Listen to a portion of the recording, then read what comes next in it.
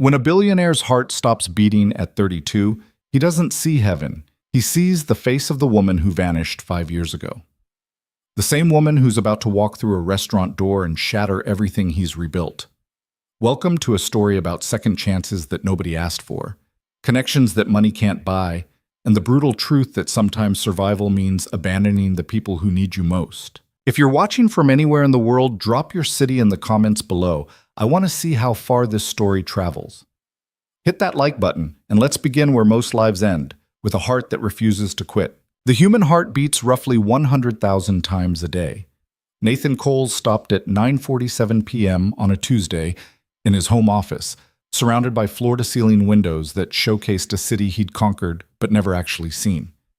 He didn't clutch his chest dramatically like they do in movies.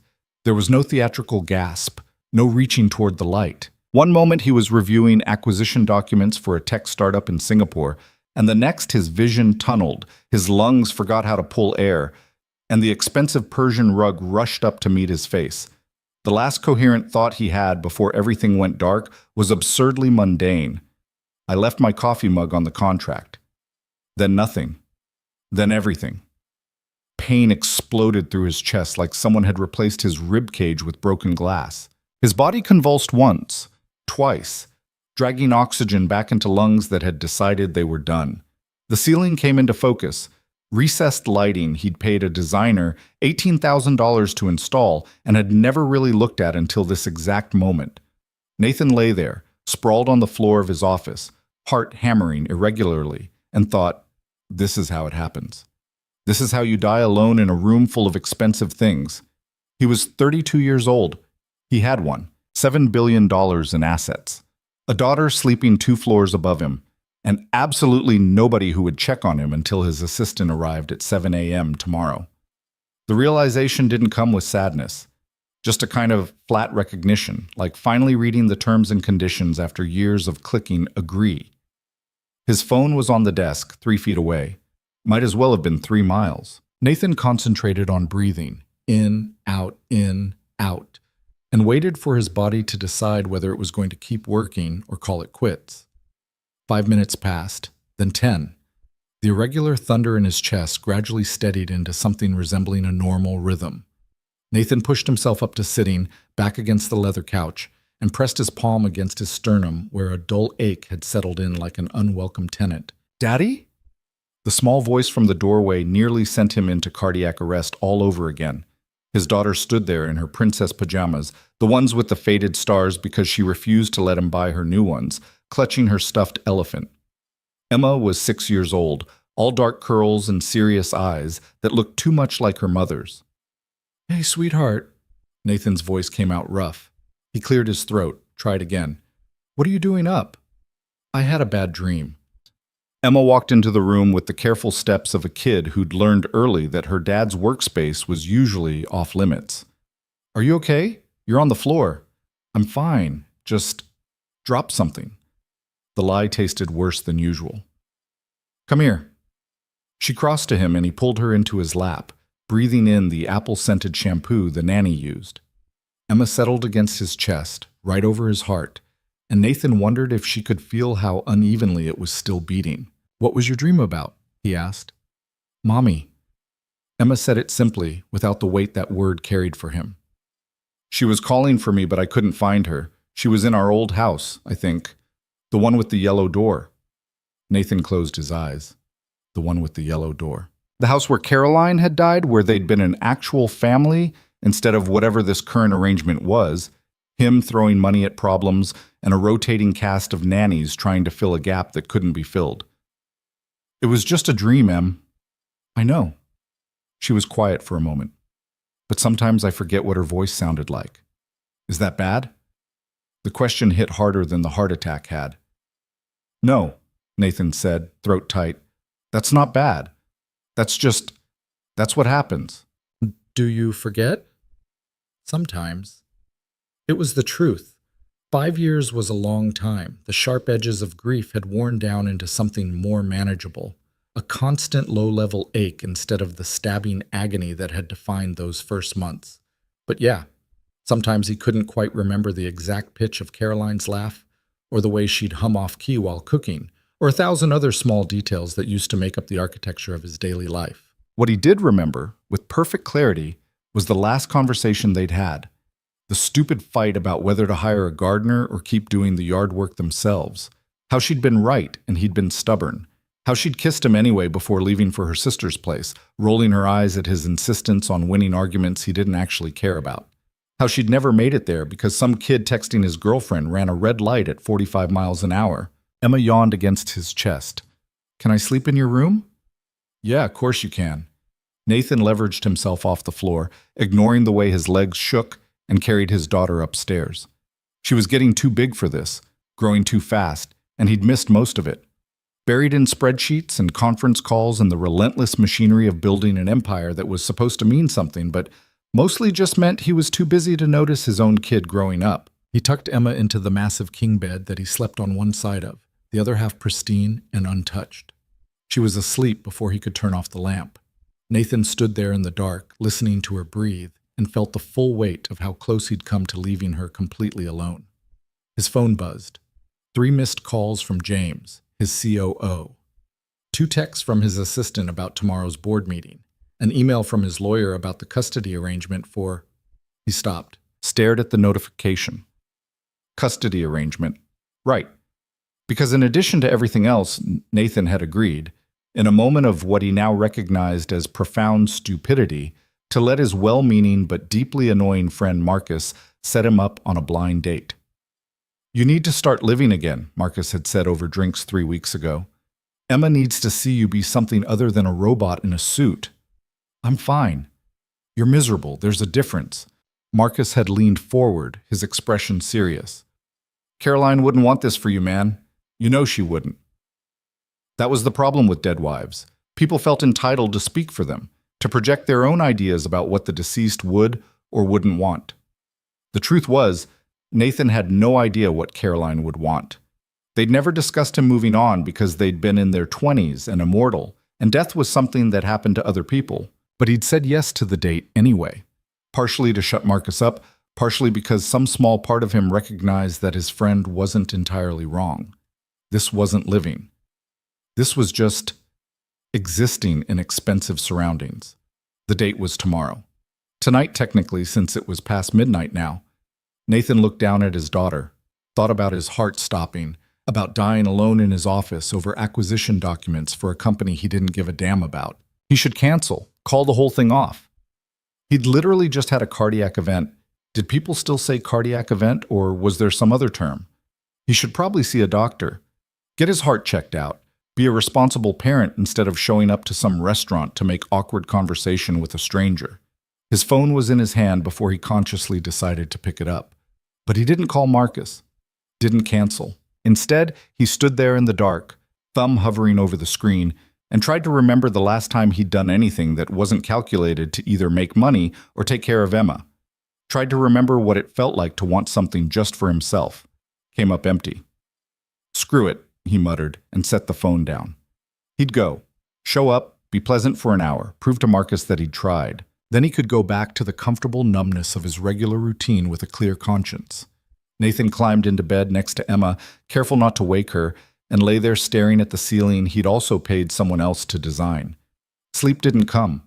His heart kept beating its irregular rhythm, not quite normal, not quite stopped, somewhere in between, kind of like the rest of his life.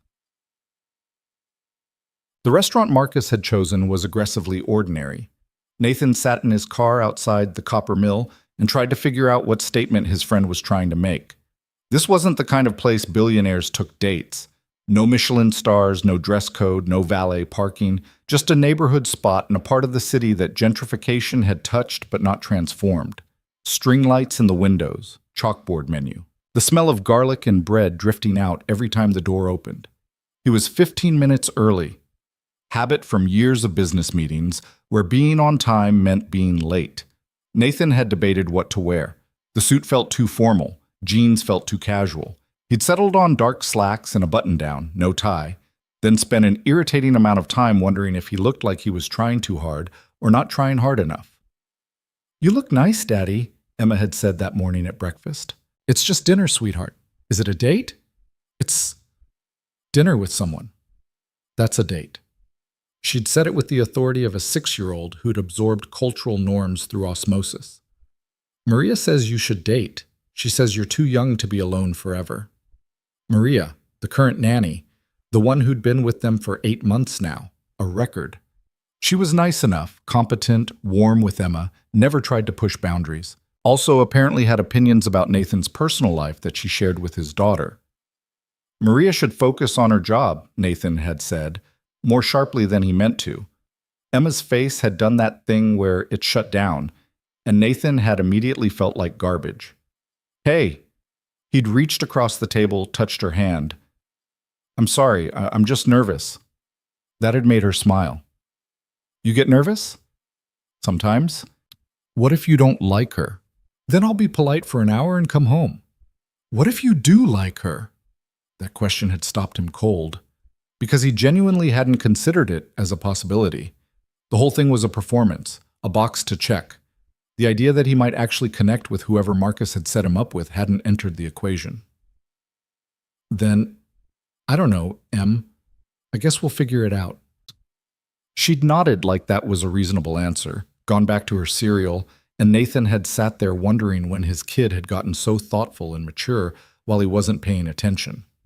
Now, sitting in his car outside this aggressively ordinary restaurant, Nathan felt that same question echoing. What if you do like her? Didn't matter. Probably wouldn't happen anyway. He checked his phone. 6:47. Still early, but sitting in the car was making him more anxious. Better to go in? Get a table? Have a drink? Settle his nerves. His heart had been okay all day. No more chest pain, no more arrhythmia. He'd looked up heart attacks online, because of course he had, and what he'd experienced didn't quite fit the usual description. Could have been stress, could have been nothing, could have been a warning. He hadn't called a doctor, should probably do that. Later. Nathan got out of the car and walked into the copper mill. The inside matched the outside. Warm lighting, exposed brick, mismatched furniture that was probably supposed to look artisanal. Half the tables were full, couples, mostly. A few families. The kind of crowd that could afford a nice dinner out but wasn't trying to make a statement about it. Welcome to the copper mill. The hostess was maybe 20, bright smile, tablet in hand. Do you have a reservation? Cole, table for 2 at 7. She checked the screen. Perfect. Your table's ready if you'd like to sit now, or you can wait at the bar for your guest. I'll sit. She led him to a table by the window, decent view of the street, far enough from the kitchen that conversation would be possible. Nathan ordered a bourbon, neat, and tried to remember the last time he'd been on an actual date. College, maybe? Before Caroline, there had been a string of forgettable relationships, the kind of casual dating that happened when you were 21 and had no idea what you actually wanted. Then Caroline had walked into his economics seminar 15 minutes late, all apologies and chaos, and that had been it. No more dating, just her. They'd gotten married at 24. Emma came along 2 years later. Caroline died when Nathan was 27, and for the last 5 years he'd been, what? Existing, working, parenting in the detached way of someone who loved his kid but didn't quite know how to be present for her. The bourbon arrived. Nathan took a sip, felt the burn, tried to relax. 6:55. He pulled out his phone, scrolled through work emails without really reading them. Marcus had texted, "Don't screw this up. She's great. Just be yourself." Helpful. Except Nathan wasn't entirely sure who himself was anymore, outside of conference rooms and custody schedules. Another text from Marcus. "Also, I didn't tell her you're rich, so maybe don't lead with that." Nathan frowned, typed back. "Why would I lead with that?" "Because you're terrible at small talk, and money is literally the only interesting thing about you." "Thanks. I'm being helpful. Talk about normal things. Ask questions. Pretend to be human." Nathan put the phone down before he could send the response forming in his head. 6:58. The door opened. Nathan looked up automatically, habit from years of scanning rooms, assessing situations, reading people. A woman walked in. Not her. This woman was older, already scanning the restaurant for whoever she was meeting. Nathan went back to his phone. The door again. He looked up, and his entire world stopped. Not like his heart stopping last night. That had been physical, mechanical.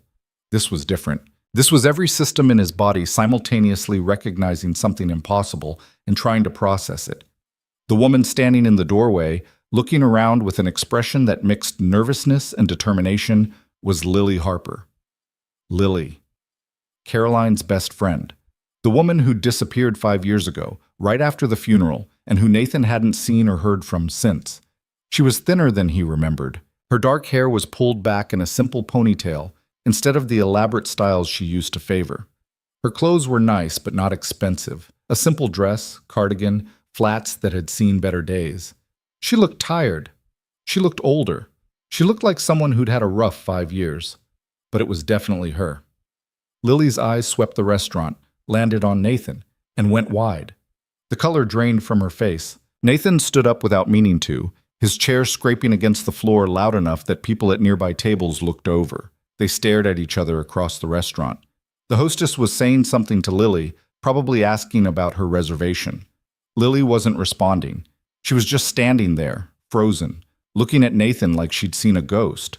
Which was fair, because he probably looked the same. Marcus, Nathan thought distantly, was a dead man. Lily said something to the hostess, who gestured toward Nathan's table. This was happening. This was actually happening.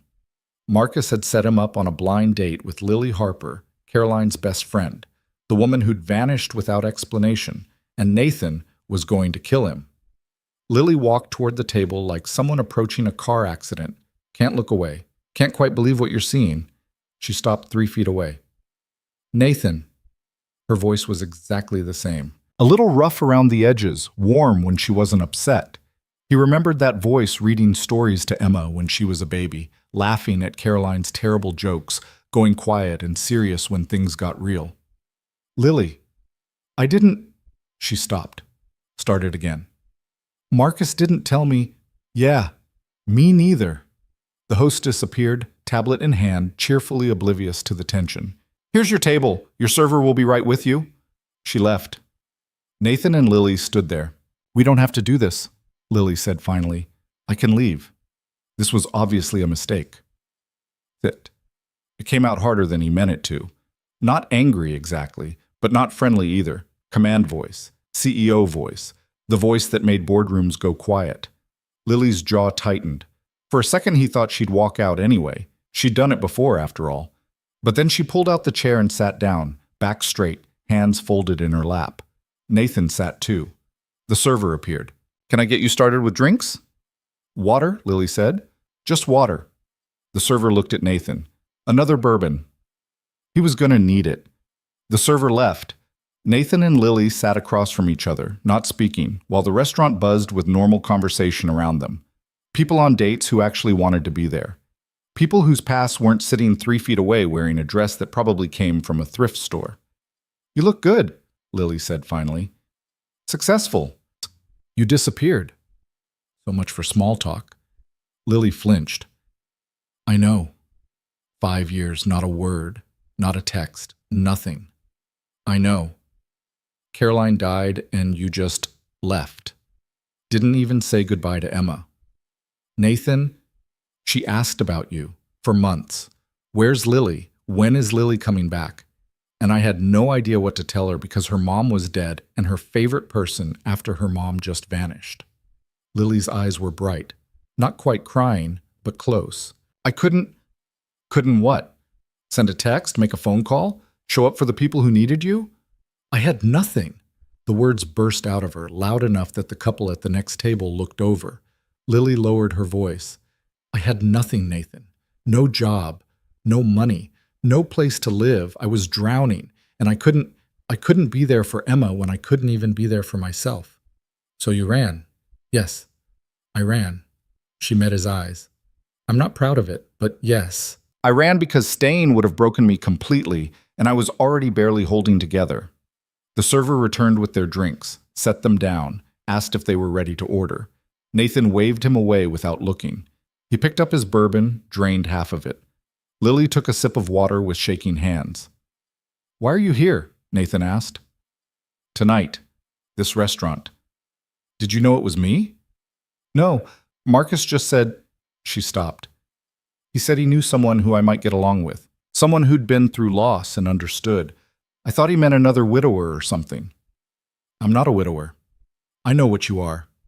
The way she said it stung, like she could see straight through the expensive clothes and the controlled exterior to the hollow thing underneath.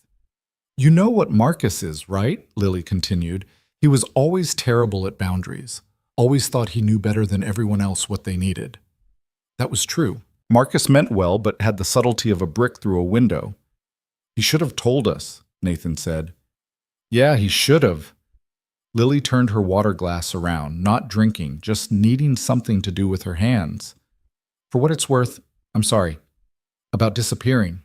About not being there for Emma. About all of it. That doesn't fix anything. I know.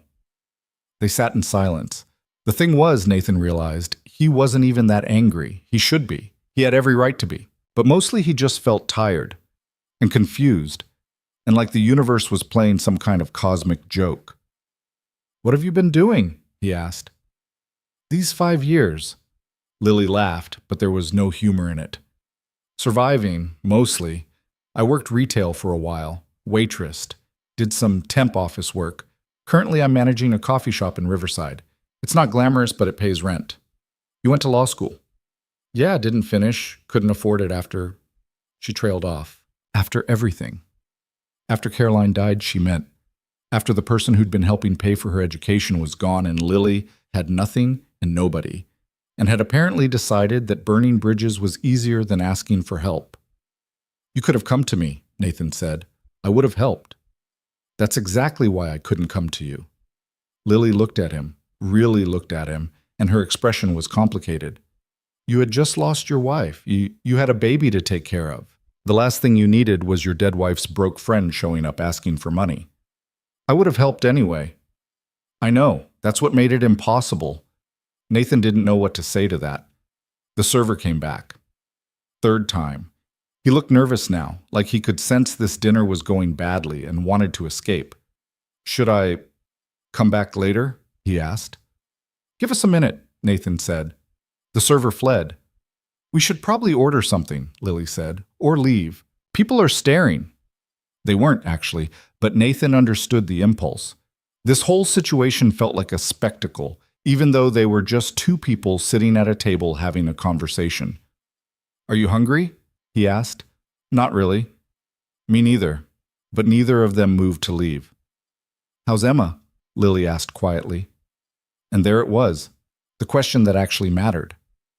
She's good, smart, too serious for 6 years old. She looks like Caroline. Lily smiled, and for the first time since she'd walked in, it reached her eyes. I bet she's beautiful. She is. Nathan pulled out his phone, found a recent photo. Emma at her school's art show, standing proudly next to a painting of what was supposedly their house but looked more like a colorful blob. He turned the screen toward Lily, her expression crumpled. Oh, she said softly. Oh, Nathan, she's perfect. Yeah. Lily looked at the photo for a long moment, then handed the phone back. Does she remember me? Sometimes, less than she used to. That's probably for the best. Is it? Lily didn't answer. The restaurant buzzed around them, normal people having normal dinners. Nathan felt like he was in a different universe entirely. I should go, Lily said. She started to stand. Wait. She paused. Nathan didn't know what he wanted to say, didn't know why he'd stopped her. This whole thing was a disaster. They should both leave, go back to their separate lives, pretend this hadn't happened. But his heart had stopped last night, and he'd woken up this morning with the strange, unsettling feeling that he was supposed to be paying attention to something, that the universe was trying to tell him something.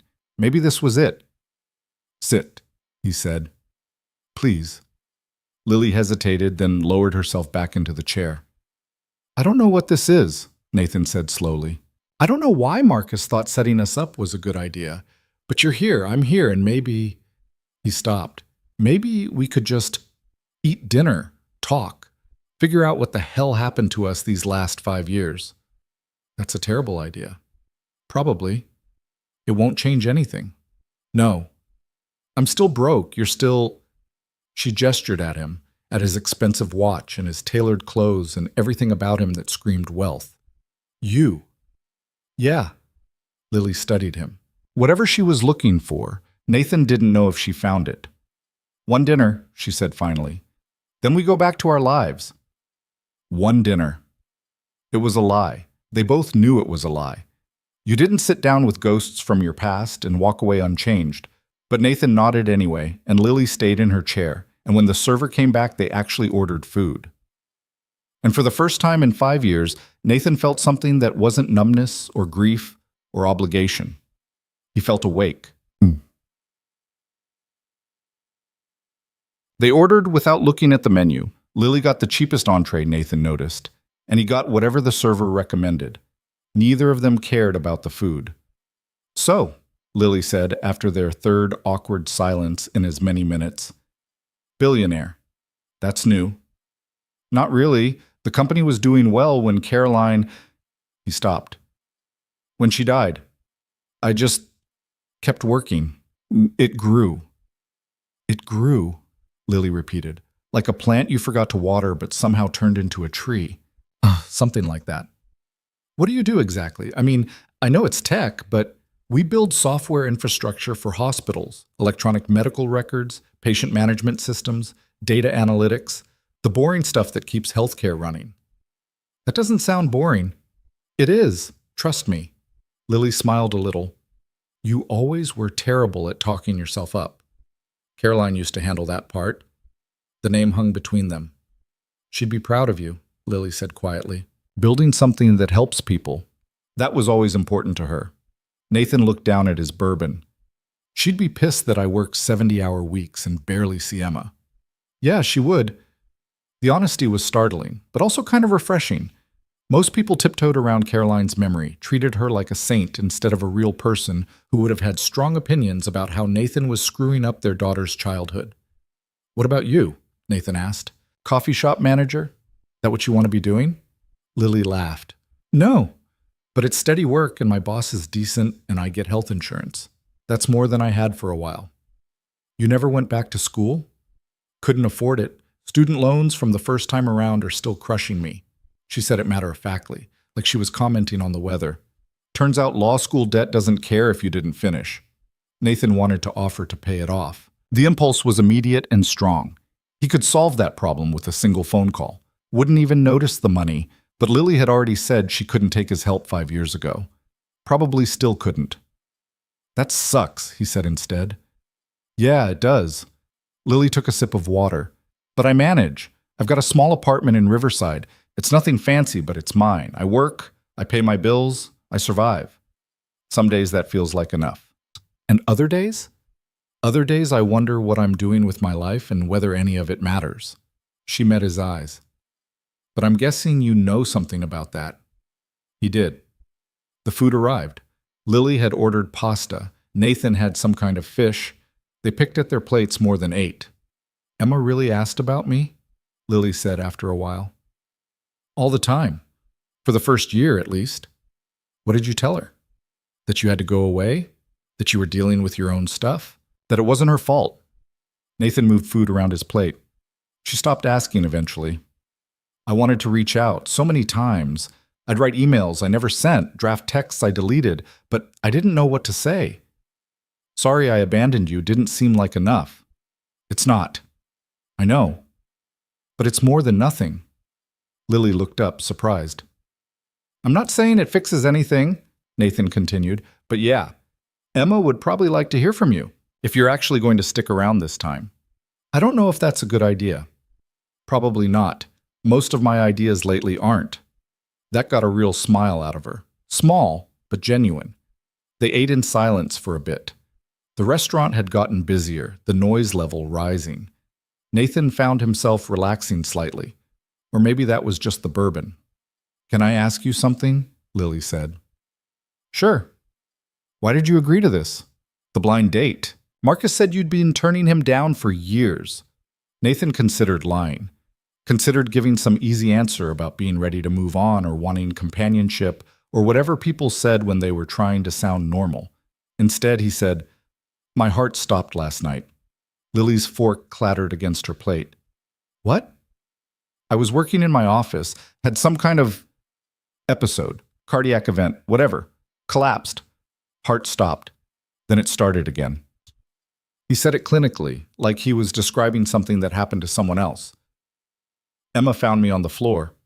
Jesus, Nathan, did you go to the hospital? No. Are you insane? You could have died. Probably should have. Don't say that. Why not? It's true. I'm 32. I work too much. I don't exercise. I live on coffee and bourbon and about 4 hours of sleep a night. My body was giving me a warning. Lily was staring at him. Have you at least called a doctor? Not yet. Nathan, I will. I'm not trying to die. He stopped. When I was lying there, thinking maybe this was it, the thing I kept coming back to was how much of my life I'd wasted. How I'd been just going through the motions for 5 years, and I thought, if I get another chance, maybe I should actually do something with it. So you agreed to a blind date. So I agreed to a blind date. Small step, low stakes. Or at least it was supposed to be, before Marcus decided to ambush both of us.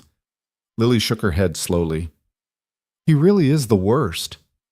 The absolute worst.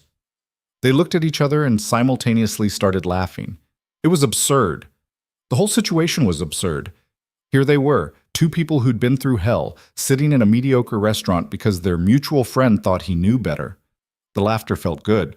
Like something locked in Nathan's chest was finally loosening.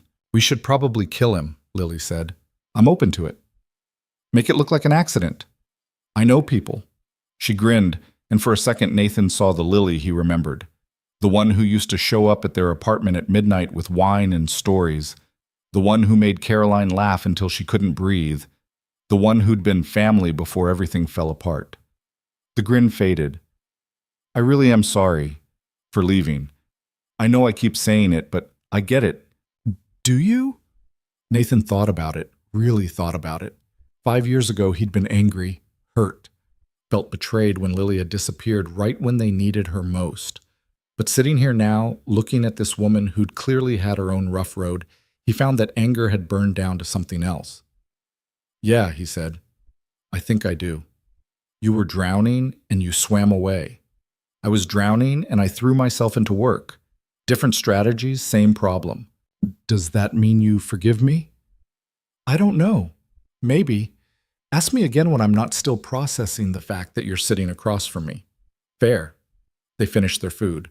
The server cleared their plates and asked about dessert. They both declined. The check came. Nathan grabbed it before Lily could. I can pay my half, she said. I know you can. I'm paying anyway. Nathan, it's one dinner. Let me get it. She looked like she wanted to argue. Then something in her expression shifted and she just nodded. Thank you. He put down his card and they sat there waiting for the server to come back. So what happens now? Lily asked. I don't know. We could pretend this never happened. We could. Go back to our separate lives. Yeah. Neither of them moved. The server returned with Nathan's card. They signed the receipt, gathered their things, walked out of the restaurant into the cool night air. They stood on the sidewalk. Cars passed. People walked by. The city hummed around them. I should go, Lily said. My bus leaves in 20 minutes. You took the bus? I don't have a car. I'll drive you. Nathan, you don't have to. I know I don't have to. I'm offering. He pulled out his keys. Where do you live? Riverside. But that's like 40 minutes from here. So? Lily hesitated. Then, okay, thank you. They walked to his car, a Tesla, because of course it was. Nathan had bought it because it was practical and efficient, not because he cared about showing off. But he saw Lily take it in, saw her expression shift slightly. The drive started quiet. Nathan focused on the road. Lily looked out the window. The city lights blurred past. This is weird, Lily said after 10 minutes. Yeah. I keep expecting to wake up and realize this was some anxiety dream. If it is, we're both having it. She smiled a little. Remember when Caroline used to have those dreams where her teeth would fall out and she'd wake up convinced she was dying? And I'd have to check her mouth to prove all her teeth were still there. You were so patient with her. I loved her. I know you did. Nathan's hands tightened on the steering wheel. Do you think about her, still? All the time. She was my best friend. You don't just stop missing someone like that. No, you don't. They fell quiet again. Riverside was exactly 43 minutes away. Lily directed him to a neighborhood that had seen better days. Not dangerous, but tired. Old apartment buildings that hadn't been updated since the 80s. Cars with expired tags parked on the street. Here, Lily said, pointing to a 3-story building with peeling paint. This one. Nathan pulled up to the curb. Lily unbuckled her seatbelt but didn't get out. Thank you for dinner, and the ride, and not completely hating me. I don't hate you. You probably should. Yeah, probably. She reached for the door handle, stopped. Nathan? Yeah? I know this was weird and awkward and probably a mistake, but I'm glad I got to see you, even if it was just this once. Something in Nathan's chest ached. Not like last night, different, like scar tissue pulling. Lily. She looked at him. Can I have your number? Her eyes widened slightly. Why? I don't know. In case we want to do this again. Have another disaster dinner? Talk or whatever. He felt stupid saying it. You don't have to, Yeah, okay. She rattled off her number. Nathan put it in his phone, sent her a text so she'd have his. There, he said. Now we have each other's numbers. Now we do. She got out of the car, stood on the curb looking back at him. Good night, Nathan. Good night, Lily. She walked to her building, disappeared inside. Nathan sat there for a minute, processing. Then he pulled away from the curb and started the drive back to his empty house with his sleeping daughter and his stopped heart that had decided to keep beating anyway. His phone buzzed, a text from Lily. Thank you again for everything. He typed back. Anytime. Then, because apparently he'd lost his mind, same time next week, 3 dots appeared, disappeared, appeared again. Finally, you're serious? I have no idea what I'm doing, but yeah. Okay, same restaurant unless you want to pick somewhere else. The Copper Mill is fine. It's got good disaster energy. Nathan smiled. 7 p.m.? It's a date, or whatever this is. See you then. He put his phone down and drove home, feeling something he hadn't felt in 5 years. Like maybe, possibly, life wasn't entirely over. Like maybe there was something worth waking up for beyond obligation and routine. Like maybe his heart had stopped for a reason, to make him pay attention to what started beating again when it did. The week crawled by like it had somewhere better to be but couldn't quite get there. Nathan went through the motions at work, board meetings, investor calls, reviews of quarterly projections that all looked good on paper but felt meaningless. His assistant noticed something was off. James definitely noticed, though he had the good sense not to comment directly. You seem distracted, was all James said on Thursday, after Nathan had missed a question from the CFO about the Singapore expansion. I'm fine. Sure, but maybe schedule that doctor's appointment anyway? So James knew about the heart thing. Of course he did. The man had worked for Nathan for 4 years and had an unsettling ability to know things without being told. I'll handle it. That's what you said Monday, and Tuesday, and Wednesday. Nathan had looked up from his laptop, ready to snap, but James was already walking out of the office with that infuriating smirk that meant he knew he was right. The appointment got scheduled. Friday afternoon squeezed between a lunch meeting and a conference call with Tokyo. The doctor was young, efficient, and deeply unimpressed with Nathan's casual approach to cardiac events. So you felt your heart stop, Dr. Chen said, reviewing the EKG results that showed exactly nothing useful, and you waited 5 days to come in. I've been busy. Busy. She said it like he'd just told her he believed in Santa. Mr. Cole, cardiac arrest at 32 isn't busy. It's a warning sign that your body is failing. The EKG looks normal. Right now, yes, but stress-induced events don't always show up on standard test. She closed his chart. I'm ordering a stress test, echocardiogram, and blood work, and I'm strongly suggesting you reduce your work hours, improve your sleep, and consider therapy. Therapy. For the stress that's literally stopping your heart. Nathan had left with a stack of referral forms he had no intention of using and a prescription for anxiety medication he definitely wasn't going to fill. The stress test was scheduled for next week. He'd show up, pass it, prove his heart was fine, and everyone could stop treating him like he was made of glass. Emma had been watching him all week with those 2 serious eyes. Are you sick? She'd asked Tuesday night. No, sweetheart, why? Maria says you went to the doctor. Of course she did. Maria, the nanny who apparently had opinions about everything and no filter about sharing them with a 6-year-old. Just a checkup. But you never go to checkups. She wasn't wrong. Nathan avoided doctors the way most people avoided tax audits. I'm being more careful now, he'd said, which was close enough to true. Because of your date? That had caught him off guard. What? The lady you had dinner with. Are you being more careful because of her? Nathan had no idea how to answer that. The truth was complicated. Yes, seeing Lily had shaken something loose in him, made him aware of how much he'd been sleepwalking through his own life. But correlation wasn't causation, and he wasn't about to explain to his 6-year-old that sometimes it took your heart stopping and a ghost from the past appearing to make you wake up. I'm being more careful because I want to be around for you, he'd said instead. Emma had considered this. Are you going to see her again? Maybe. Do you like her? I don't know her well enough to know if I like her. That's what dates are for, to figure out if you like someone. She'd said it with the confidence of a child who'd absorbed relationship advice from TV shows. Maria says, what else does Maria say? Emma had gotten that look that meant she knew she'd said too much. Just stuff about how it's okay for you to date, that Mom would want you to be happy. Nathan had pulled her into a hug before the conversation could go anywhere more painful. Mom would want us both to be happy, and we are, right? Right, Emma had said against his shoulder, but she hadn't sounded entirely convinced. Now it was Saturday evening, and Nathan was standing in front of his closet, having the same stupid debate about what to wear. The suit was too much, jeans were too casual. He'd already worn those dark slacks and button-down combo last week. His phone buzzed. Lily. Still on for tonight? He typed back. Yeah. You? Unfortunately, yes, this is a terrible idea. Probably. See you at 7. Nathan stared at his closet for another 30 seconds, then grabbed jeans and a sweater. Screw it. If this was going to be a disaster, might as well be comfortable. Downstairs, Emma was in the living room with Maria, watching something animated and loud. She looked up when Nathan walked in.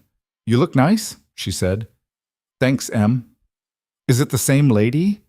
Maria glanced over, clearly interested despite her attempt to look focused on the TV. Yeah, same lady. What's her name? Nathan hesitated. He hadn't told Emma it was Lily, hadn't wanted to open that whole complicated box, but lying felt wrong. Lily. Emma's face did something complicated. Like, my Lily from before? Yeah, like that Lily. But she left. She did. But she's back now. Or, we're talking. It's complicated. Emma processed this with the seriousness of a Supreme Court justice reviewing a case. Does she remember me? Of course she remembers you. She asked about you. What did you tell her? That you're smart and beautiful and too serious for a 6-year-old. That got a small smile. Can I see her? Maybe. Eventually. We're still figuring things out. Okay. Emma went back to her show, but Nathan could see the wheels turning. This was going to come up again, multiple times, with questions he didn't have answers to. Have fun on your date, Mr. Cole, Maria said, in a tone that was professionally neutral, but definitely amused. Thanks, Maria. And maybe stay out past 9 this time? Live a little? Nathan left before she could offer more unsolicited life advice. The drive to the copper mill felt shorter this time, less nerve-wracking, or maybe just differently nerve-wracking. Last week had been about facing a stranger. This week was about facing someone who knew him, or at least knew who he used to be. He arrived 10 minutes early again. Couldn't break the habit. But this time Lily was already there, sitting at the same table by the window, looking at her phone. She dressed up slightly more than last week. Dark jeans, a green blouse that brought out her eyes, hair down instead of pulled back. She still looked tired, but less like she'd been hit by a truck, more like she'd gotten actual sleep for once. Nathan walked over. Lily looked up, and her expression did something between a smile and a grimace. You came, she said. So did you. I almost didn't. Yeah, me too. They sat. The same server from last week appeared, recognized them, and looked almost worried. Back again? He said carefully. Apparently, we enjoy punishment, Lily said. 2 bourbons? The server asked Nathan. Just 1. And water. He was driving and also trying to be slightly less self-destructive. Lily? Wine. Red. Cheapest one you have. The server nodded and fled. Cheapest one? Nathan asked. I'm not letting you buy me expensive wine when I know what it costs. It's just wine. It's never just wine with you people. You people? Billionaires. The professionally wealthy. People who don't look at price tags. Nathan felt himself bristle. I'm not what? Rich? Nathan, you're wearing a watch that costs more than I make in 6 months. He looked down at his wrist. The Omega he'd bought himself after the company's first major acquisition. He'd forgotten he was wearing it. It's just a watch. See? That right there, Lily pointed at him. You have no idea, do you, what it's like to actually worry about money? I grew up middle class. I remember what it was like. You remember, past tense. When's the last time you checked your bank account before buying something? Nathan opened his mouth, closed it. Exactly, Lily said. The server returned with drinks, set them down, disappeared quickly. Lily took a sip of wine, grimaced. Okay, this is actually terrible. Point taken about the cheap wine. Nathan felt the corner of his mouth twitch. Want to switch to something better? No, I'm making a statement. By drinking bad wine? By maintaining my principles in the face of your casual wealth. That's ridiculous. Your face is ridiculous. They stared at each other. Then Lily snorted, and Nathan felt the tension break. Sorry, she said. That was childish. Little bit. I feel weird about this. The money thing. Last week you paid for dinner and drove me home, and it was nice, but also I felt like a charity case. You're not a charity case. I literally let a billionaire buy me the cheapest pasta on the menu. You ordered what you wanted. I ordered what I could justify accepting. Nathan leaned back. So what do you want me to do? Pretend I'm not rich? Show up in a Honda and split the check? Maybe? I don't know. Lily rubbed her temples. This would be easier if you were an asshole. Rich assholes are easy. But you're being nice and it makes me feel guilty for judging you. I can be an asshole if it helps. Please don't. One problem at a time. They sat there for a moment. The restaurant hummed around them, Saturday night crowd, louder than last week. Families, couples, friend groups, normal people doing normal things. Can we start over? Nathan asked. What? This conversation, this dinner, can we just start over? Pretend the first 5 minutes didn't happen? Lily considered. Okay, yeah, let's do that. Nathan picked up his bourbon, set it down, picked it up again. Hi, I'm Nathan. I'm bad at this. Hi, Nathan. I'm Lily. I'm also bad at this. What are you bad at specifically? Accepting help. Not being defensive, trusting that people aren't going to leave. She said it casually, but the words landed heavy. You? Letting people in. Admitting I'm struggling. Believing anything I do matters outside of work. He paused. Also, I apparently have a stress problem that's trying to kill me. Yeah, about that. Did you see a doctor? Yesterday? And I need a stress test and therapy and to work less, the usual. Lily watched him over her wine glass. Are you going to do any of that? The stress test, probably. The rest, Nathan shrugged. You're an idiot. Excuse me? Your heart stopped and you're still working 70-hour weeks? That's idiotic. I have responsibilities. You have a death wish. I have a company to run and a kid to provide for. Your kid doesn't need money. She needs a dad who's alive. Nathan felt his jaw tighten. You don't get to lecture me about parenting. You left. It came out harsher than he meant. Lily flinched like he'd slapped her. You're right, she said quietly. I don't get to lecture you. I'm sorry. They sat in uncomfortable silence. The server appeared. Ready to order? No, they said simultaneously. He left. I'm screwing this up, Nathan said. We both are. Why are we doing this? Lily laughed, sharp and humorless. I have no idea. Apparently we're gluttons for punishment. We could leave. We could. Neither of them moved. I don't want to leave, Nathan admitted. Me neither. Even though this is awful, Lily finished her terrible whine. Want to know something sad? This is still the best conversation I've had in months. That's depressing. Tell me about it. She signaled the server, pointed at her glass. Better wine this time. I'm abandoning my principles. The server looked at Nathan, who nodded. When he was gone, Lily leaned forward. Okay. New rule, no more fighting about money or the past or who gets to judge who. We're just two people having dinner. Can we do that? We can try. The better wine arrived. Lily took a sip, nodded approvingly. Tell me about Emma, she said. Really tell me. Not just that she's smart and serious. What's she like? Nathan felt something in his chest ease. This he could talk about. She's stubborn. Gets that from Caroline. Once she decides something, good luck changing her mind. He smiled despite himself.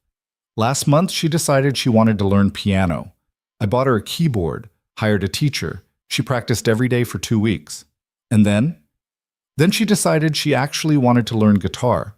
The keyboard is collecting dust. Lily grinned. That's very Caroline. Yeah, she does that thing too where she tilts her head when she's thinking really hard about something. Exact same way Caroline used to. Does it hurt? Seeing Caroline in her? Nathan considered the question. Sometimes, but mostly it's comforting, I guess. Like Caroline's still here in small ways. She'd be proud of Emma. She'd be proud of what Emma could be if I wasn't screwing up the parenting part. You're not screwing it up. I'm barely there. I work constantly. I have a nanny raising her half the time. I missed her school play last month because I was in a meeting I could have rescheduled. But you're trying. That counts. Does it? Lily reached across the table, touched his hand briefly. Yeah, it does. The contact was brief, barely there, but Nathan felt it like an electric shock. She pulled back. Sorry, it's fine. They looked at each other. Your turn, Nathan said. Tell me about your life. The real version, not the sanitized one. Lily sat back. It's not very interesting. I doubt that. Okay, let's see. I wake up at 5 a.m. to open the coffee shop at 6. I work until 2. Then I go home to my apartment that's barely bigger than your closet. I eat dinner alone, watch TV, go to bed, repeat. That's it? That's it. No friends, no dates, no hobbies. I have coworkers I'm friendly with, and I read sometimes. Does that count as a hobby? Nathan thought about his own life, the work, the parenting, the expensive emptiness. Sounds lonely. It is. Lily said it simply. But it's manageable.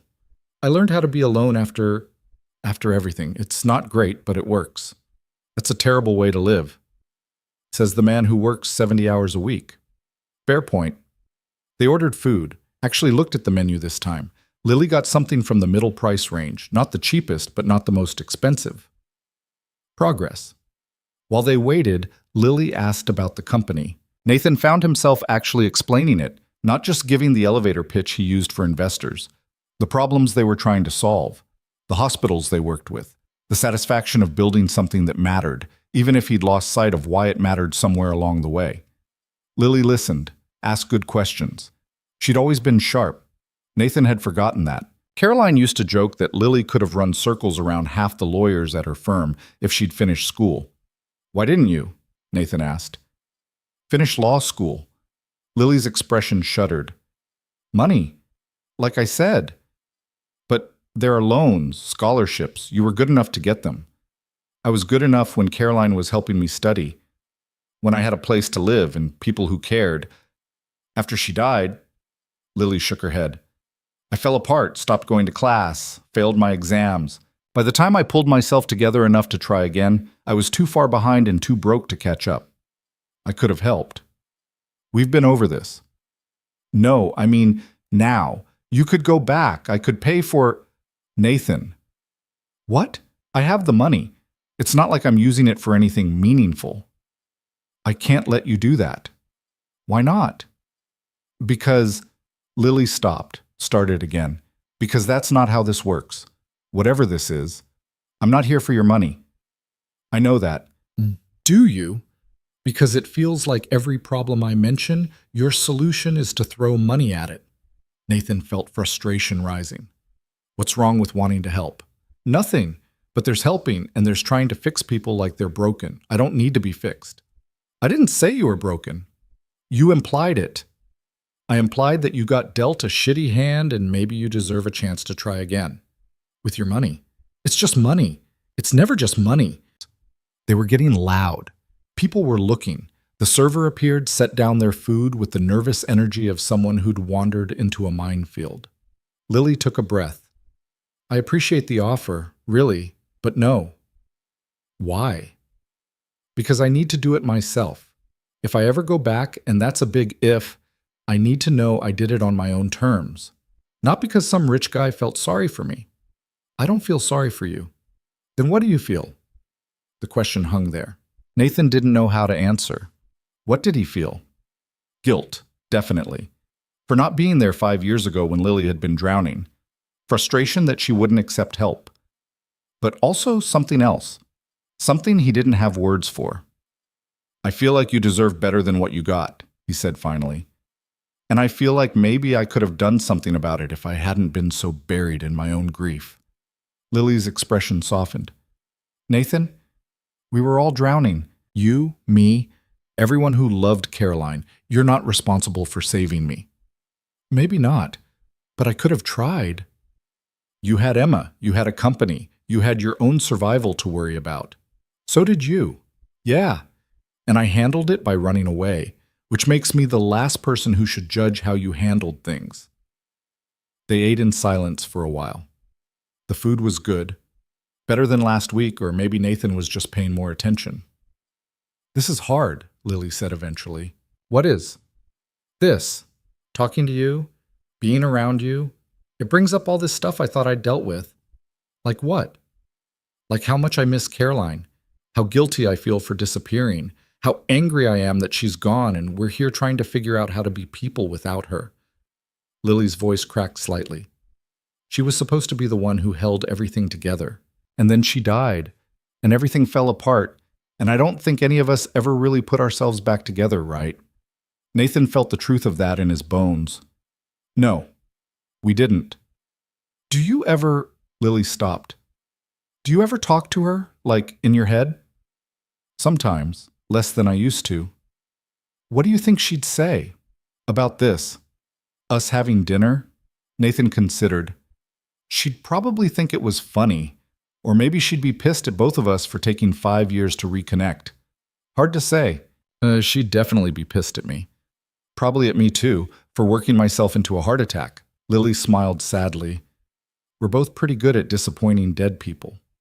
That's dark, but accurate.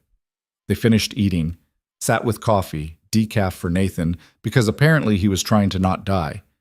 The restaurant had cleared out some. Quieter now. More intimate. Can I ask you something? Lily said. Sure. Why did you text me about meeting again after last week? You could have just let it go. Nathan traced the rim of his coffee cup. Honestly, I don't know. It felt unfinished. And now? Still feels unfinished. Nathan, I'm not expecting anything, he said quickly. I'm not trying to fix you or save you or whatever you think rich guys do. I liked talking to you. Even when we were arguing, it felt real. As opposed to?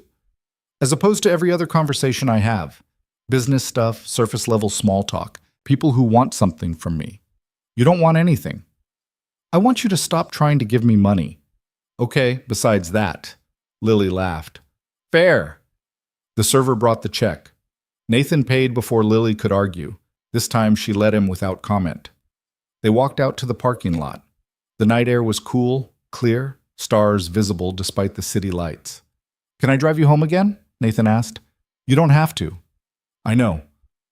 It's out of your way. I know that too. Lily hesitated. Okay, thanks. The drive to Riverside was quieter than last week. Not uncomfortable, just settled. Lily looked out the window. Nathan focused on the road. The silence felt okay. I've been thinking, Lily said as they got close to her apartment. About? About Emma. You said she might want to hear from me. She would. Would it be weird if I sent her something? like a card, nothing big, just acknowledging that I remember her. Nathan felt something warm in his chest. She'd love that. I don't want to confuse her, though. If this is just 2 dinners, and then we go back to ignoring each other's existence. Is that what this is? I don't know, is it? Nathan pulled up to her building, put the car in park, turned to look at her. I'd like to see you again, he said. If you want. Why? Because talking to you is the most alive I've felt in 5 years. Even when we're arguing about money or the past or whatever, you make me feel something other than numb. Lily looked at him for a long moment. That's a lot of pressure. I'm not trying to pressure you. I know, but Nathan, I'm barely holding my own life together. I can't be responsible for making you feel alive. I'm not asking you to be responsible for anything. I'm just asking if you want to have dinner again next week. That's not just anything. That's a pattern. That's us deciding this is something instead of nothing. Would that be so bad? I don't know. Lily's voice was small. Maybe. Probably. We're from completely different worlds now. You're a billionaire with a kid and responsibilities. I make lattes for a living. So this doesn't make sense. Neither did Caroline falling for me when we were in college. I was an economics nerd and she was way out of my league, but it worked anyway. Don't bring her into this. Well, why not? She's the reason we know each other. Exactly. We know each other because of a dead woman we both loved. That's not exactly a solid foundation. Nathan felt frustration building again. You're making excuses. I'm being realistic. You're scared. Of course I'm scared. Lily's voice rose. You show up out of nowhere after 5 years and suddenly you want to be in my life again after I disappeared? After I abandoned Emma? Why would you want that? Why would you want me? The question hung in the air between them. Because you're real, Nathan said quietly. Because you knew Caroline. Because you understand what it's like to lose someone and have to keep going anyway. Because when I'm with you, I don't have to pretend everything's fine when it's not. Lily's eyes were bright. Nathan, I'm not saying I have feelings for you. I don't know you well enough for that. But I want to. I want to know who you are now, not just who you used to be. And maybe you want to know me too. Or maybe you don't, and that's fine. But at least be honest about why you're saying no. I'm saying no because I'm terrified of screwing this up. So am I. You don't screw things up. You're successful at everything. My heart literally stopped because I'm so bad at managing my life. That got a startled laugh out of her. Okay, fair point. They sat there in the car, engine running, looking at each other. One more dinner, Lily said finally. Next week. But Nathan, if this keeps being this hard, if we keep fighting like this, maybe we should just admit it's not working. Okay. I mean it. I can't do drama. My life has enough of that already. Neither can I. Then we agree to actually try this time, to not fight about money or the past or who gets to feel guilty about what. We can try. Lily unbuckled her seatbelt. Same restaurant? Unless you want somewhere different. I'm starting to like the Copper Mill. It has character. It has mediocre wine and a server who's afraid of us. See? Character. She got out of the car, leaned back in through the open door. Thank you for dinner. Anytime. And Nathan, maybe actually do that stress test. I'd prefer you didn't die before I figure out if I like you. I'll take that under advisement. She smiled, closed the door, walked to her building. Nathan waited until she was inside, then drove home. His phone buzzed as he pulled into his driveway. Lily. I'll send Emma a card this week. He typed back. She'll love it. Thank you. Don't thank me. I'm still figuring out if I'm doing this for the right reasons. What would be the wrong reasons? Guilt. Nostalgia. Loneliness. Pick one. And the right reasons? I don't know yet. Still working on it. Nathan smiled. Same time next week, 7 p.m. But I'm picking the wine this time. Deal. He went inside. Emma was asleep. Maria was watching something on Netflix in the guest room. Nathan checked on his daughter, stood there watching her breathe for longer than was probably normal. I'm trying, he whispered to the sleeping child who looked too much like her mother. I don't know what I'm doing, but I'm trying. Emma didn't answer, just kept sleeping, peaceful, and unaware that her father was slowly, awkwardly, attempting to become a person again, instead of just a collection of responsibilities and regrets. Nathan went to his own room, sat on the edge of the bed, thought about Lily in her small apartment in Riverside, about Caroline, gone 5 years but still present in everything, about his own stopped heart, and whether starting it again meant he was supposed to actually do something different with the life he'd gotten back. His phone buzzed again. This time it was Marcus. "So how'd dinner number 2 go?" Nathan typed, "You're still a dead man, but did it go well? We didn't kill each other. That's progress. I'm a genius. You're an idiot who got lucky. Same thing. Dinner number 3 next week?" "Maybe." "That's a yes. You're welcome." Nathan put the phone down before he could tell Marcus exactly where he could shove his matchmaking skills. But his friend wasn't entirely wrong. This whole thing was messy and complicated and probably a terrible idea. But it was something, an actual thing happening in his life that wasn't work or obligation or going through motions. Nathan lay back on his bed, stared at the ceiling he'd paid someone else to design, and wondered if maybe, possibly, this was what the universe had been trying to tell him when his heart stopped. Not that life was ending, but that it might be trying to start again. And maybe, for the first time in 5 years, he was ready to let it. The card arrived on Wednesday. Emma found it in the mail when Maria brought in the stack of bills and business correspondence that Nathan usually ignored until his assistant forwarded the important ones. She was sitting at the kitchen table doing homework when she spotted the envelope with her name on it, handwritten in unfamiliar curly letters. "Daddy, I got mail!" Nathan looked up from his laptop. He'd been working from home more this week, trying to prove to himself and everyone else that he could pull back without the company imploding. So far, it was working about as well as expected, which is to say he was still checking his phone every 5 minutes and had already rescheduled 2 meetings he could have handled remotely. "What is it?"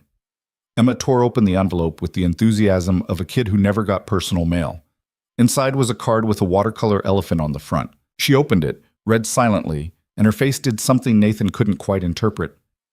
"It's from Lily," she said quietly. Nathan's chest tightened. He'd known the card was coming. Lily had texted him Monday asking for the address, but seeing Emma hold it made everything suddenly real in a way the dinners hadn't been. "What does it say?" Emma read aloud, stumbling slightly over some words. "Dear Emma, I know it's been a long time since we saw each other. I think about you often and wonder what kind of person you're growing up to be. I bet you're smart and brave and kind, just like your mom. I hope someday we can be friends again. Love, Lily." She looked up. "There's a P.S. It says, 'I remember you loved elephants. I hope you still do.'" She was holding the card like it might disappear if she wasn't careful. "Do you remember her?" Nathan asked. "Kind of. I remember someone who smelled nice and read me stories, and she had long dark hair." Emma traced the elephant on the card. "Is she your girlfriend?" "No, we're friends. We're getting to know each other again." "But you have dinners with her." "Yes." "That's dating." "It's complicated." Emma gave him a look that said she didn't buy it. 6 years old and already fluent in adult nonsense. "Can I write her back?" she asked. Nathan felt something catch in his throat. "If you want to." "I want to." She got up from the table, card clutched in her hand, and ran upstairs. Nathan heard her bedroom door close. He sat there staring at his laptop screen without seeing it. His phone buzzed. "Lily, did the card arrive?" "Yeah, Emma's writing you back right now." "Oh, that was fast." She was excited. There was a pause, then, "I'm terrified I said the wrong thing." "You didn't. She loved it." "Are you sure?" "I'm sure." Another pause. "Okay. Good. I haven't been around kids in years. I had no idea what to write." "You did fine. Thank you for remembering the elephant thing. I remember a lot of things." Nathan stared at that message for a long moment before responding. "Me too." That night, Emma came down to dinner with a piece of paper folded into an envelope she'd made herself. She'd drawn flowers all over it in crayon. "Can we mail this to Lily?" she asked. "Sure, what did you write?" "It's private." "Okay." But Emma was bursting to share. "I told her I do still like elephants, and that I'm in first grade, and that Daddy says we might be friends again, and I think that would be nice. That sounds perfect. I also told her about my piano keyboard that I don't use anymore because I decided I want to learn guitar instead. Nathan smiled despite himself. I bet she'll like hearing about that. Do you think she'll write back? Probably. Good. Emma carefully set the envelope on the counter. Daddy? Yeah? Are you happy that Lily's back? The question caught him off guard. Emma was watching him with those serious eyes that saw too much. I don't know yet, Nathan said honestly. It's complicated, but I'm glad I'm talking to her again. Because you were sad after Mommy died. It wasn't a question. Yeah, I was really sad. Are you still sad? Sometimes, but less than I used to be. Emma nodded like this made sense. Maria says everyone's sad sometimes. But that's okay, because that's how feelings work. Maria's right. She says you need to have more feelings that aren't about work. Nathan made a mental note to have a conversation with Maria about boundaries. Oh, really? She says you're emotionally constipated. She said what? Emma giggled. She didn't think I knew what that meant, but I asked Tommy at school, and he said it means you keep all your feelings inside like poop. Nathan rubbed his face. Okay, we're going to have a talk about appropriate things to say to 6-year-olds. But it's true though, right? You do keep your feelings inside. Emma, it's okay, Daddy. Lily probably helps with that, like emotional prune juice. We're done with this metaphor. But Emma was laughing, and Nathan found himself laughing too, even though he was definitely going to have words with Maria about her vocabulary choices around his daughter. They mailed Emma's letter the next morning on the way to school. Nathan watched her carefully place it in the mailbox like it was something precious. Think she'll get it soon? Emma asked. Probably by tomorrow. Good. Nathan dropped her at school, fielded the usual questions from the teacher about whether he'd be at the parent-teacher conference next week. Yes, he'd actually cleared his schedule this time, and drove to the office feeling lighter than he had in weeks. The feeling lasted until he walked into the building and James intercepted him with a tablet full of problems. Singapore deal is stalling. The CFO wants to push the timeline back 6 months. No, we agreed on Q2. They're getting cold feet about the integration costs. Set up a call. I'll handle it. Also, the board wants to meet about the expansion budget. When? Friday, 10 a.m. Fine. James followed him to his office. And you have your stress test at 2. Nathan had forgotten, or tried to forget. Reschedule it. No. James, you said you'd go. Your exact words were, fine, schedule it, I'll show up. So you're showing up. I have calls. I'll move them. There's a presentation. I'll handle it. Nathan glared at him. James stared back with the kind of calm that came from 4 years of managing Nathan's attempts at self-destruction. You're annoying, Nathan said. I'm effective. There's a difference. James set the tablet down. 2 p.m., Dr. Chen's office. Don't make me drag you there. He left before Nathan could argue. The stress test was exactly as unpleasant as Nathan expected. Electrodes stuck to his chest, treadmill ramping up to speeds that made his lungs burn, doctor watching monitors and making notes while Nathan tried not to die. You're in terrible shape for 32, Dr. Chen said afterward, reviewing results. Thanks. Very helpful. I'm serious. Your cardiovascular fitness is that of someone 20 years older. You're stressed, you don't exercise, and your diet is apparently coffee and bourbon. I eat other things. When? Nathan didn't have a good answer. Dr. Chen pulled up images on her computer. Your heart structure looks fine, no damage from the episode last week, but your stress response is through the roof. You need to make changes or this will happen again. What kind of changes? Exercise, real food, sleep, therapy. All the things I told you last week that you ignored. I've been working from home more. That's a start. Keep going. She printed out some papers, handed them to him. Cardiac rehab program, stress management classes, nutritionist. I want you doing all 3. Nathan looked at the referrals. This is a lot. Your heart stopping is also a lot. Pick your hard.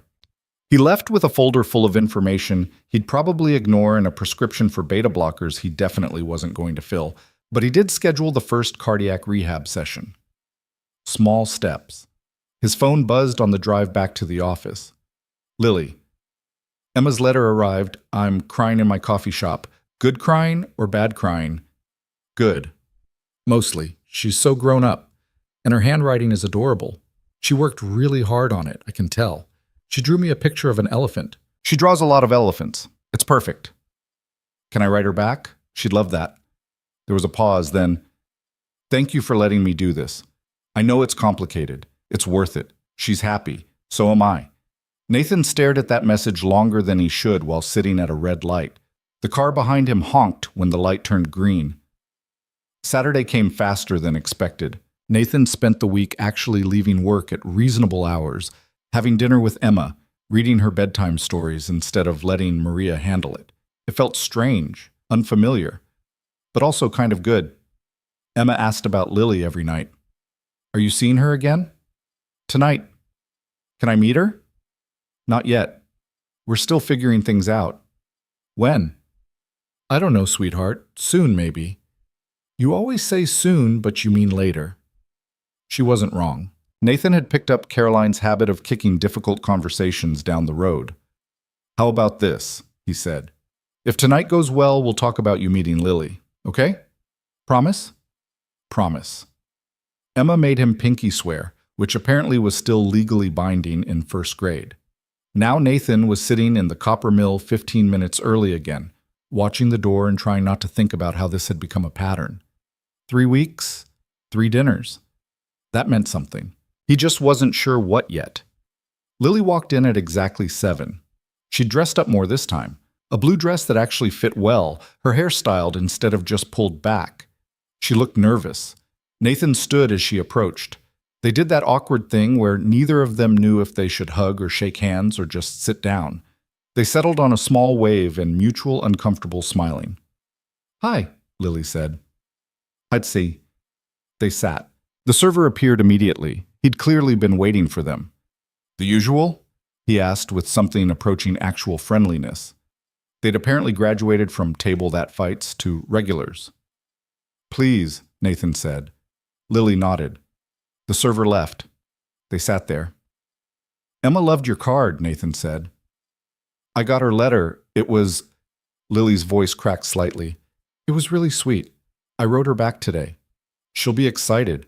I drew her an elephant, too. Mine's not as good as hers? I'm sure it's fine. It looks like a deformed dog. Nathan laughed.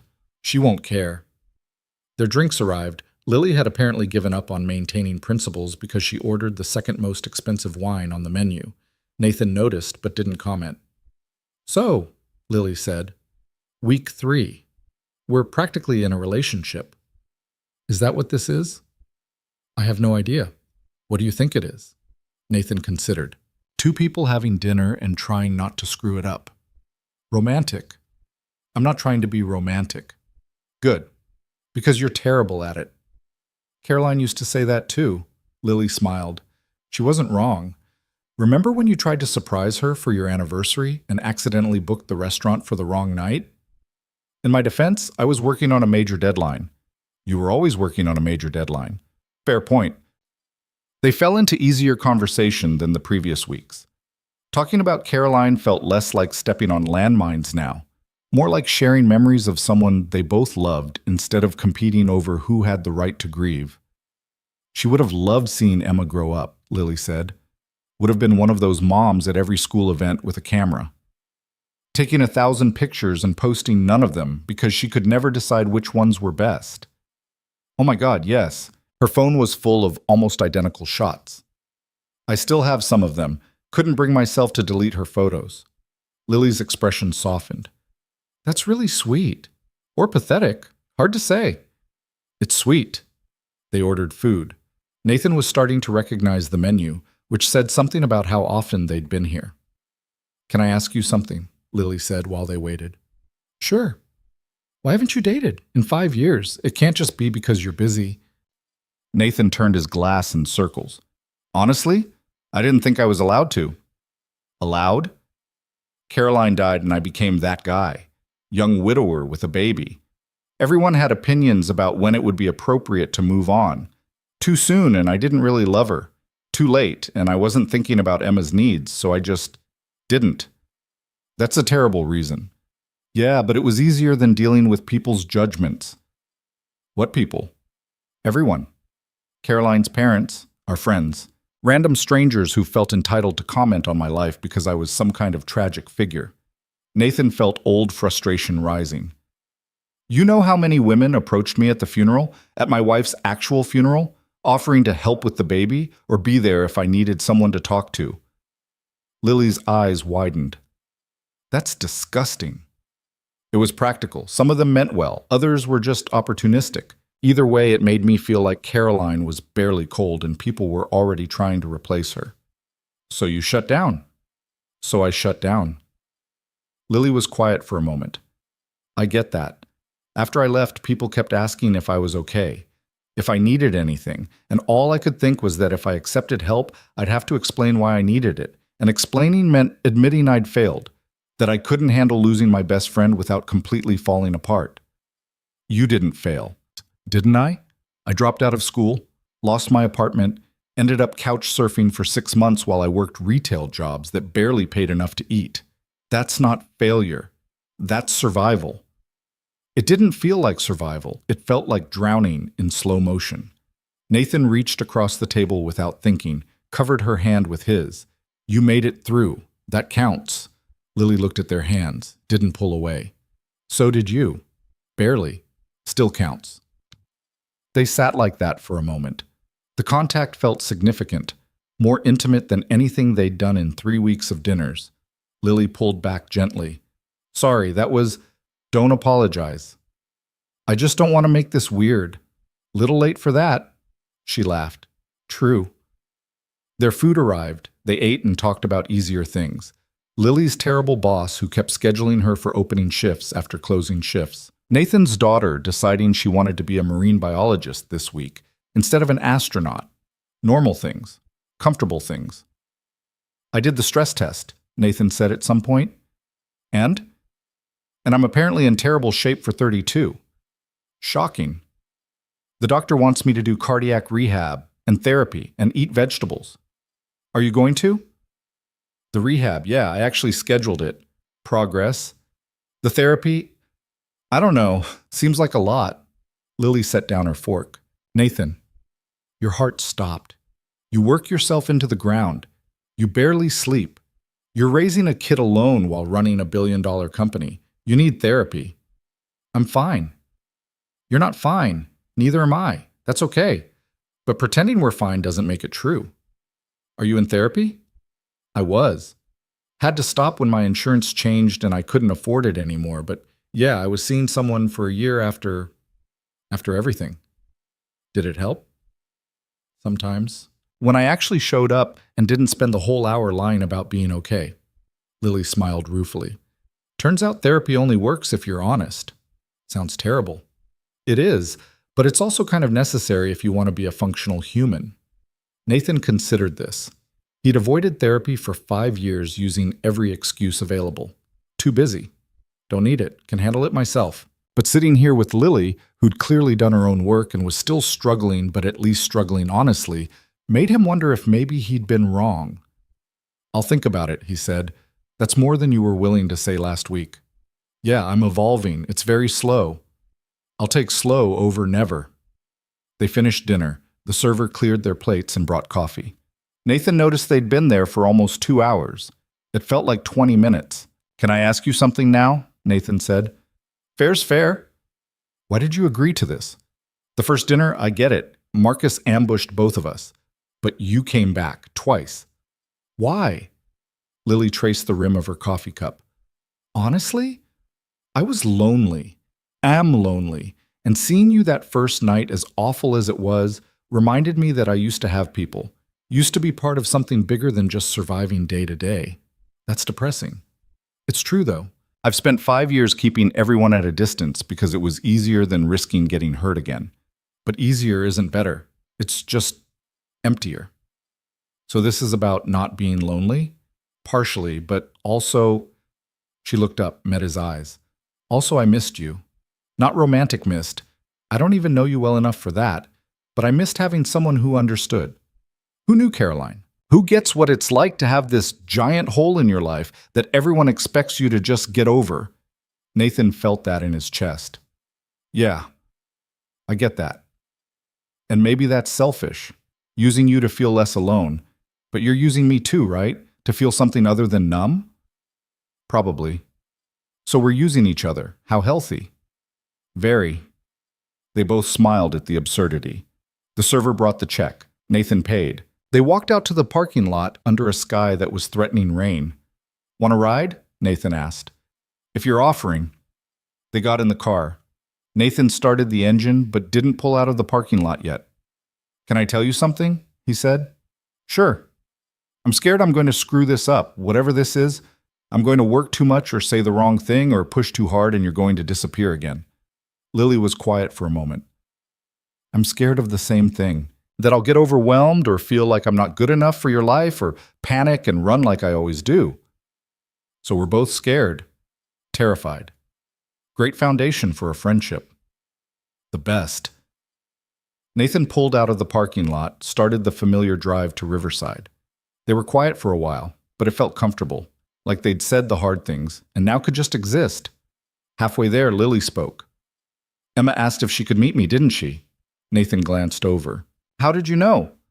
Because I asked the same thing in her letter, and you've been weird about it all night. I haven't been weird. You've been extra careful, like you're worried I'll bolt if you bring it up. She wasn't wrong. Yeah, Nathan admitted. She wants to meet you. I told her we'd talk about it if tonight went well. Did it go well? I think so. Did it? Yeah, it did. Lily was quiet for a beat. I want to meet her. But Nathan, what if she's disappointed? What if I'm not what she remembers? She barely remembers you. That's not the point. Then what is? The point is she deserves to have people in her life who care about her. And you do. Care about her. I don't know her. You knew her when she was a baby. You can know her now. Lily looked out the window. What if I screw it up? Then you screw it up. We all do. I screw up with her constantly. Nathan turned onto her street. But showing up is better than not showing up, even if it's messy. Is that your parenting philosophy? It's my life philosophy at this point. He pulled up to her building. Lily unbuckled but didn't get out immediately. Okay, she said. Okay, what? Okay, I'll meet Emma. If you think it's a good idea. I think it's a terrifying idea, but yeah, I think we should do it anyway. When? Next weekend? We could do something casual. Park, maybe. Low pressure. A park with a 6-year-old and her dead mom's best friend who abandoned her. Super low pressure. When you put it that way, Lily laughed, but it sounded strained. I'm going to panic about this all week. Me too. What if she hates me?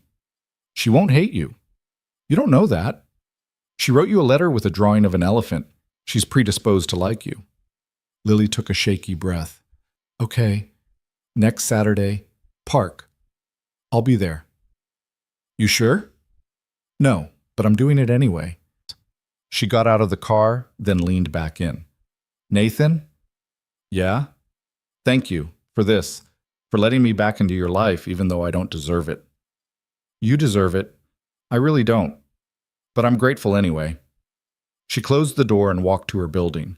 Nathan waited until she was inside, then sat there for a moment before driving away. His phone buzzed almost immediately. Lily. I'm already panicking. Me too. What if this is a huge mistake? Then it's a huge mistake we're making together. Not comforting. I'm bad at comfort, remember? Not romantic. Right. Emotional constipation. Nathan laughed out loud. Emma told you about that? She mentioned it in her letter. Also that you're seeing someone named Lily, and she thinks that's good because you need more feelings. I'm going to have a long talk with my daughter about oversharing. Please don't. Her letters are the highlight of my week. Nathan felt something warm in his chest. Mine too. The ones you send her, I mean. I know what you meant. He drove home feeling lighter than he had in weeks, maybe years. It was terrifying and uncertain and probably going to blow up in his face. But for the first time since Caroline died, Nathan felt like he was actually moving forward instead of just surviving. Emma was still awake when he got home, sitting up in bed with a book. You're supposed to be asleep, Nathan said from her doorway. I was waiting for you. How was your date? It was good. Are you happy? Yeah, Em. I think I am. Good. She yawned. Did you ask Lily about meeting me? I did. Emma sat up straighter, suddenly wide awake. What did she say? She said yes, next Saturday. We're going to the park. Really? Really? Emma's face lit up in a way Nathan hadn't seen in a long time. Can I bring my elephant, the stuffed one? If you want. I do, because she sent me the card with the elephant, and that means elephants are our thing. Sounds perfect. He tucked her in, kissed her forehead, turned off the light. At the door, Emma called out, Daddy? Yeah?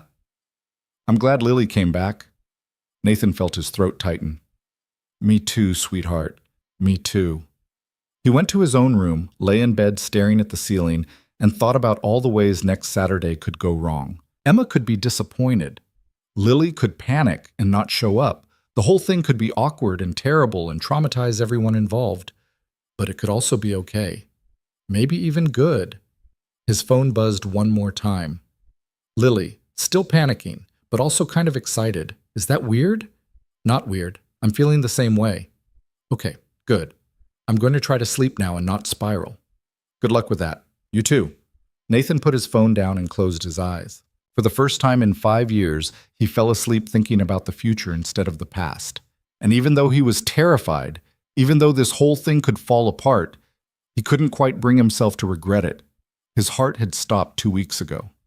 Now it was beating for a reason. That had to mean something. Saturday morning arrived with the kind of anxious energy that made Nathan check his phone every 30 seconds while Emma changed her outfit for the 4th time. The blue one or the yellow one? She called from upstairs. Either one is fine, sweetheart. But which one is better? Nathan looked at Maria, who was trying not to laugh. A little help here? You're on your own, Mr. Cole. This is important girl business. Emma appeared at the top of the stairs in the yellow dress. This one makes me look more grown up.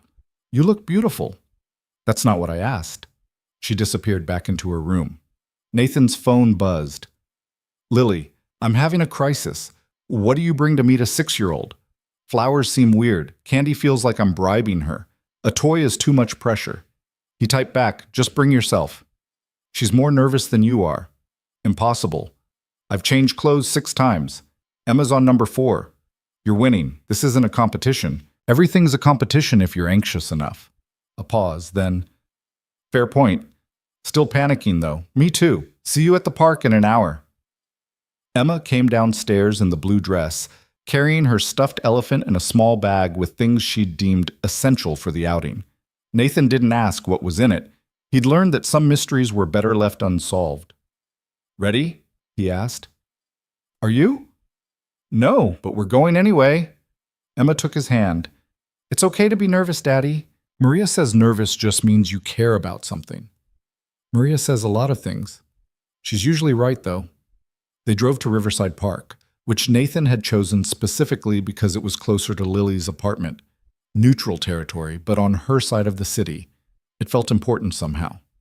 The park was busy for a Saturday morning, families everywhere, kids on playground equipment, dogs chasing tennis balls, normal people doing normal weekend things. Nathan found a parking spot and sat there for a moment, hands on the wheel. What if she doesn't come? Emma asked quietly. She'll come. But what if she doesn't? Nathan turned to look at his daughter.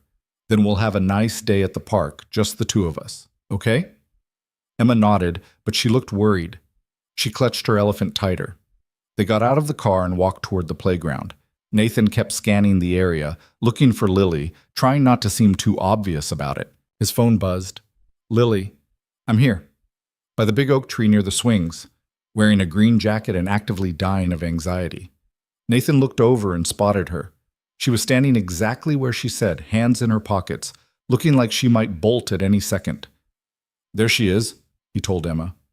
Emma grabbed his hand tighter. I'm scared. Me too. What if she doesn't like me? She already likes you. She's been writing you letters. But what if she only likes letter me? What if real me is disappointing? Nathan knelt down to Emma's level. You are not disappointing. You are smart and funny and kind. And if Lily can't see that, then that's her problem, not yours, okay? Emma nodded, but she didn't look convinced. They walked over. Lily saw them coming, and her expression cycled through about 17 different emotions in 3 seconds. She looked terrified. "Hi," Nathan said when they reached her. "Hi." Lily's voice was tight. She looked down at Emma. "Hi, Emma." Emma pressed against Nathan's leg, suddenly shy. She mumbled something that might have been hello. This was already awkward. "Should we walk?" Nathan suggested. "Maybe get ice cream or something?" "Ice cream sounds good," Lily said, clearly grateful for a plan. They started walking along the path that wound through the park. Emma stayed glued to Nathan's side, not saying anything. Lily walked on his other side, also quiet. This was going great. "So," Nathan tried. "Emma, do you want to tell Lily about your elephant?" Emma held up the stuffed animal slightly. "His name is Peanut." "That's a great name," Lily said. "I got him when I was 3. He looks very well loved." Emma nodded. Silence. Nathan was starting to sweat despite the cool morning air. This was worse than board meetings. At least in board meetings, people were obligated to talk. "I brought you something," Lily said suddenly. She pulled a small package from her jacket pocket, wrapped in tissue paper. "It's not much. I just saw it and thought of you." Emma looked at Nathan. He nodded. She carefully took the package and unwrapped it. Inside was a small clay elephant, hand-painted in bright colors. It fit perfectly in Emma's palm. "I made it," Lily said. "Well, I painted it at one of those ceramic places. It's probably not very good. I'm not artistic, but you said you liked elephants, so—" Emma stared at the little elephant. Then she looked up at Lily with those serious eyes. "It's perfect," she said quietly. Lily's expression crumpled slightly. "Yeah?" "Yeah. Thank you. You're welcome." Something in the atmosphere shifted. Not dramatically, but enough. Emma still held Nathan's hand, but she wasn't pressing against him quite so hard anymore. They reached the ice cream truck parked near the playground. Nathan bought them all cones. Chocolate for Emma, vanilla for himself, strawberry for Lily.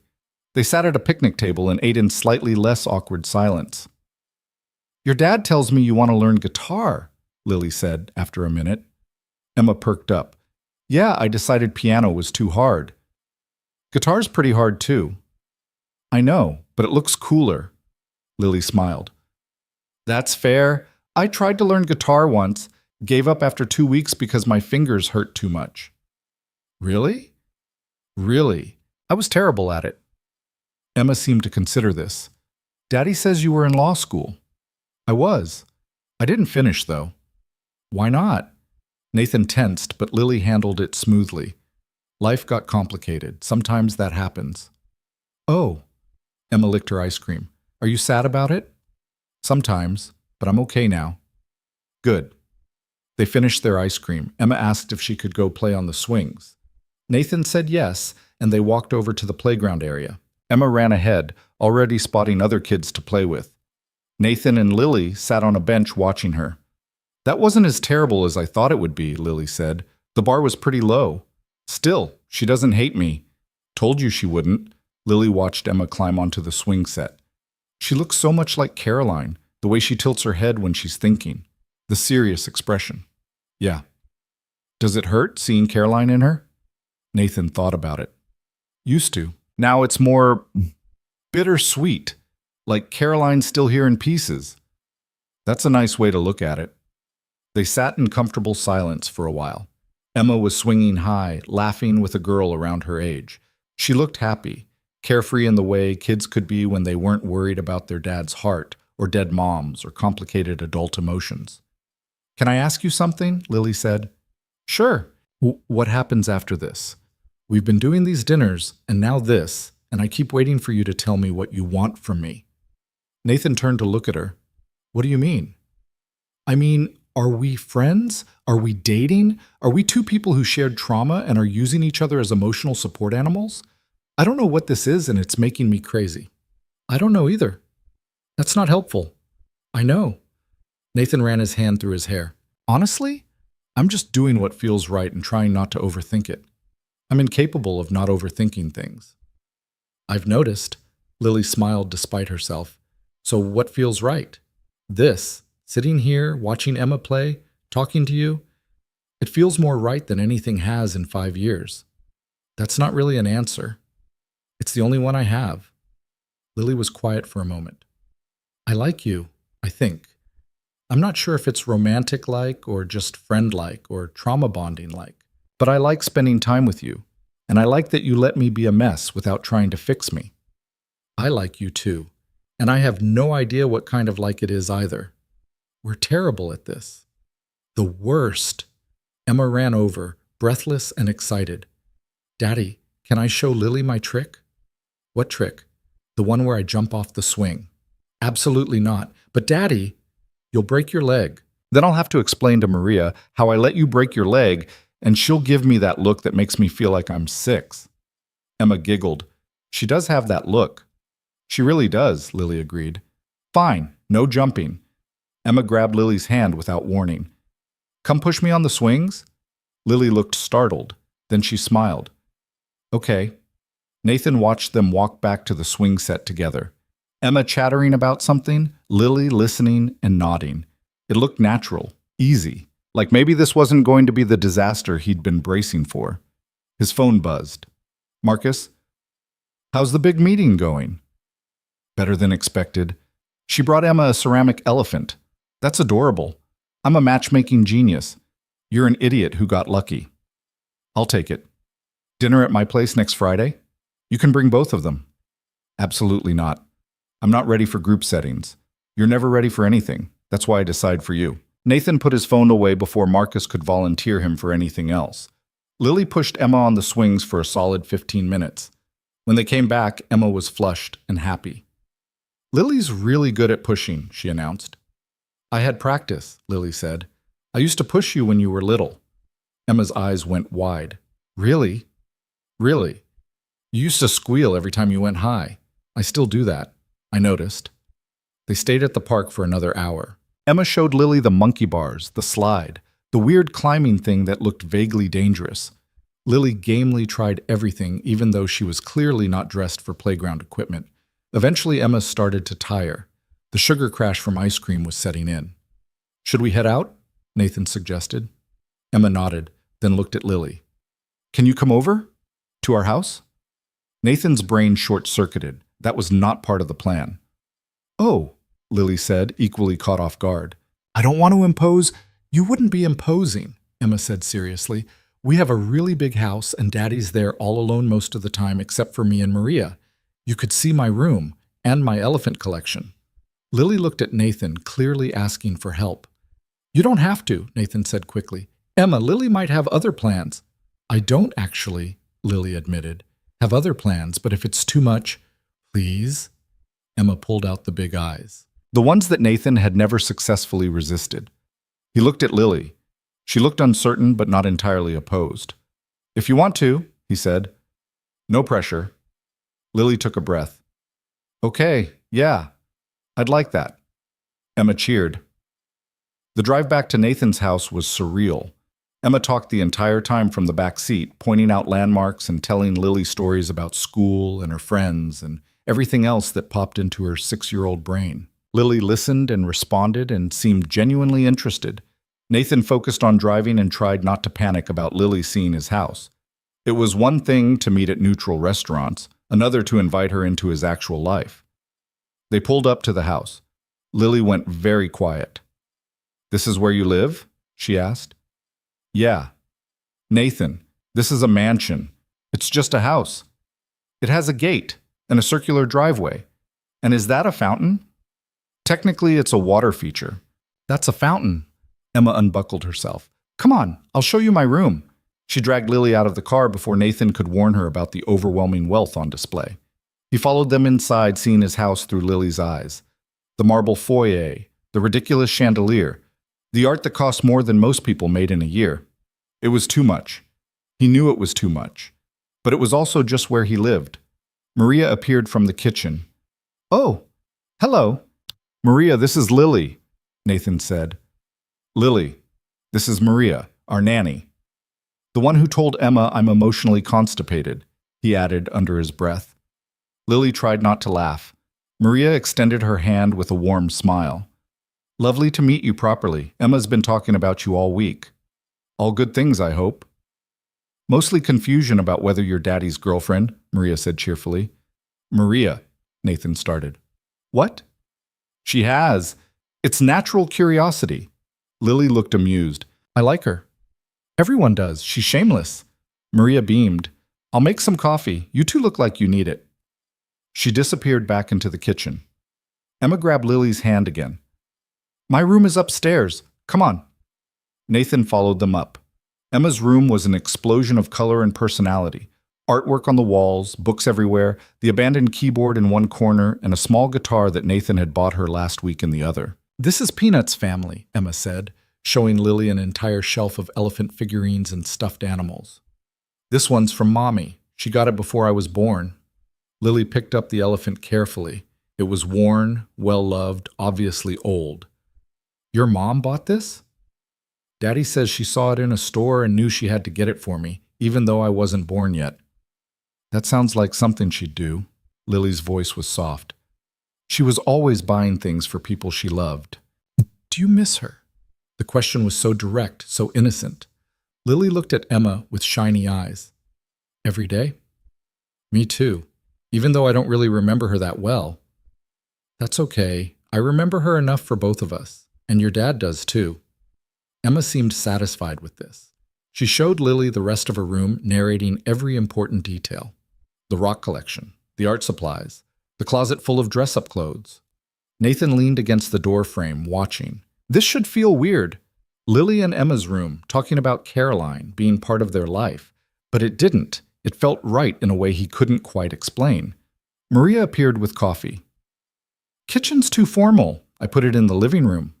They migrated downstairs. The living room was less ostentatious than the foyer, comfortable furniture, actual signs of life.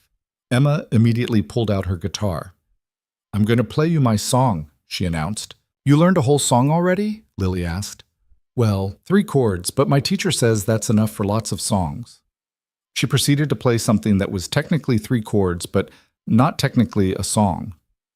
Lily applauded anyway. That was great. I'm still learning. You're doing amazing, Emma beamed. Then she yawned. Someone's tired, Nathan observed. I'm not tired. You just yawned. That was a bored yawn, not a tired yawn. Those are the same yawn.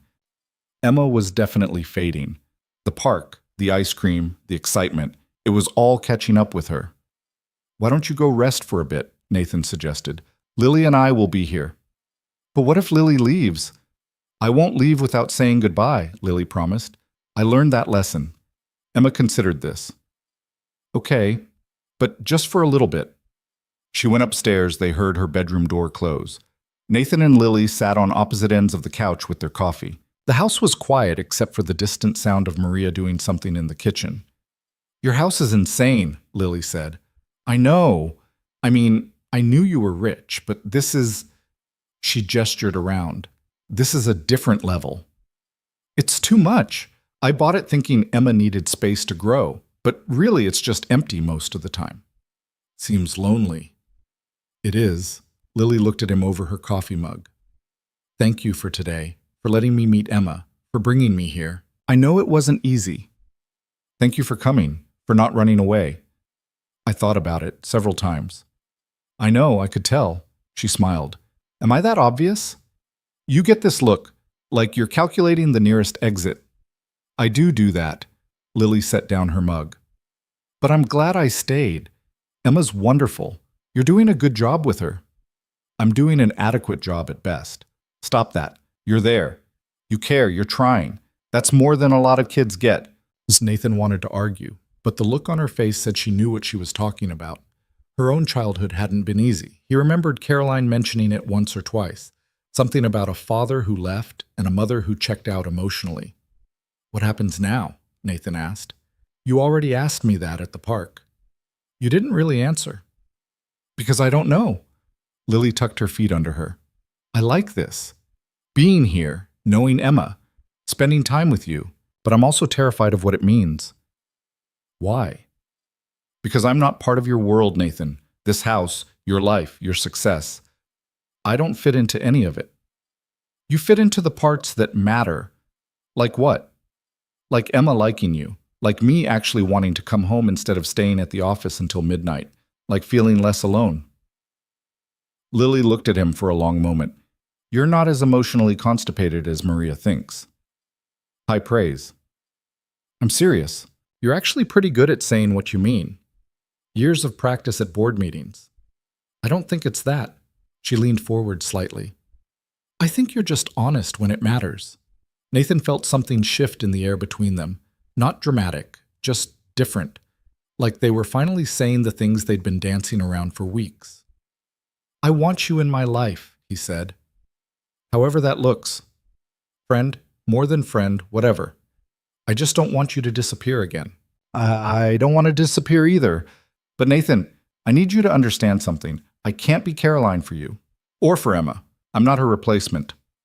I know that. Do you? Because sometimes I feel like maybe you're looking at me and seeing her, missing her through me. Nathan sat with that. Was she right? He'd been asking himself the same question for weeks. I miss her every day, he said finally. But when I look at you, I see you. Not her ghost. You're different people. You always were. How? Caroline was all momentum. Always moving, always planning, always 3 steps ahead. You're more, he searched for the word, grounded, present. You noticed things she'd blow right past. Lily smiled sadly. She'd hate hearing that. She always wanted to slow down but couldn't figure out how. Yeah, she would have liked you more after the last 5 years, though. You've gotten quieter. Trauma will do that, for both of us. They sat in silence for a moment. Outside, the sun was starting to set. The house was golden with late afternoon light. I should probably go, Lily said, before I wear out my welcome. You're not wearing anything out.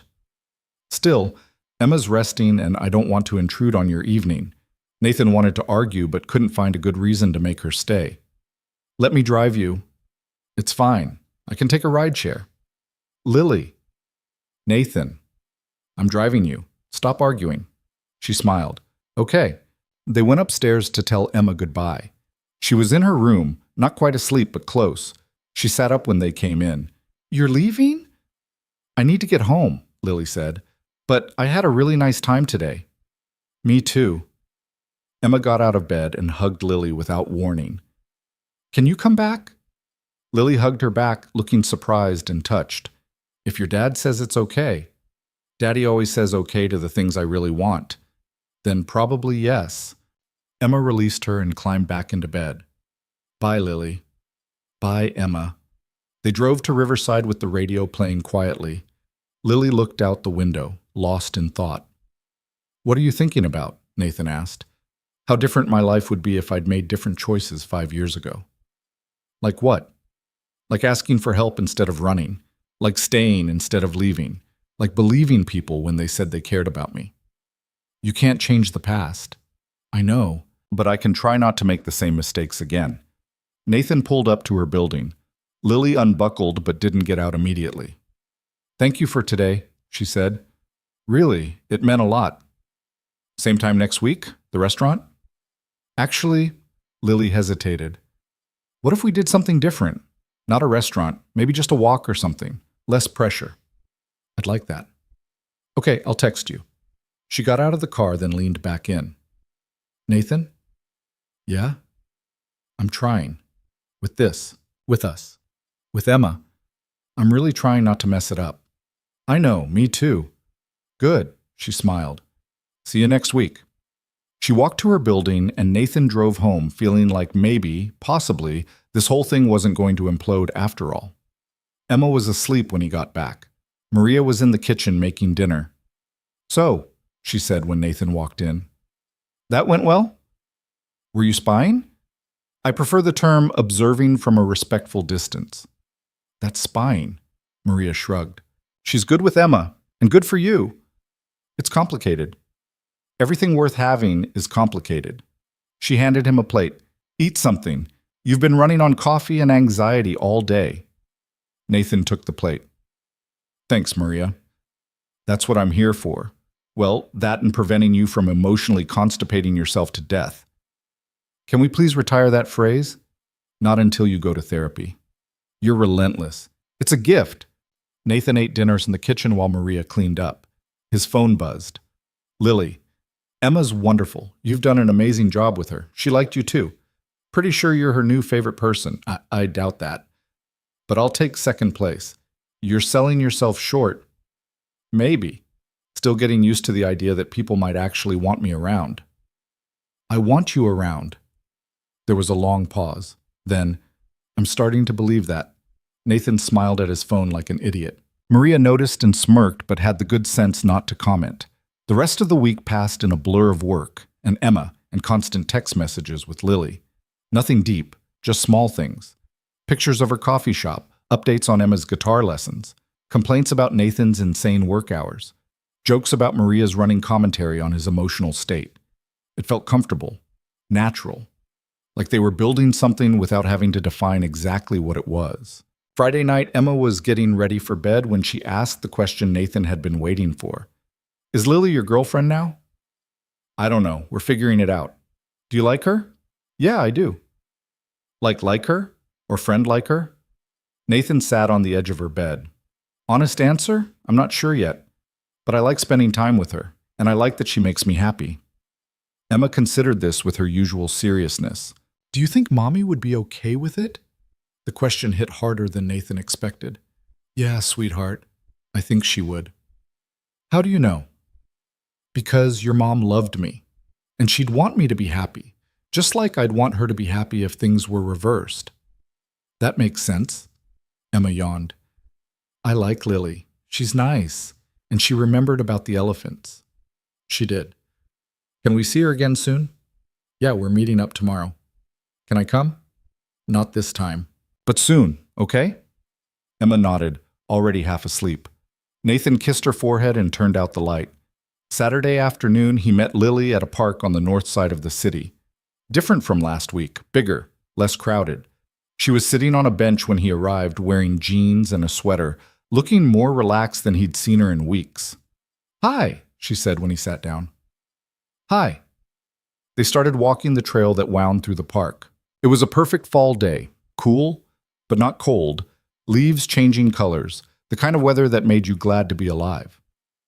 I've been thinking, Lily said after a few minutes, about what I want. From this. From us. Nathan's heart rate picked up. And I think I want to try. Actually try. Not just dinner once a week and texting safe things, but really seeing if this could be something. Like dating. Like dating, if you want that. Nathan stopped walking. Lily stopped too, turning to face him. Yeah, he said, I want that. Even though I'm a mess? Even though we're both messes. Lily smiled. Okay, so we're doing this. We're doing this. What do we tell Emma? The truth. That we like each other and we're seeing where it goes. She's going to ask a million questions.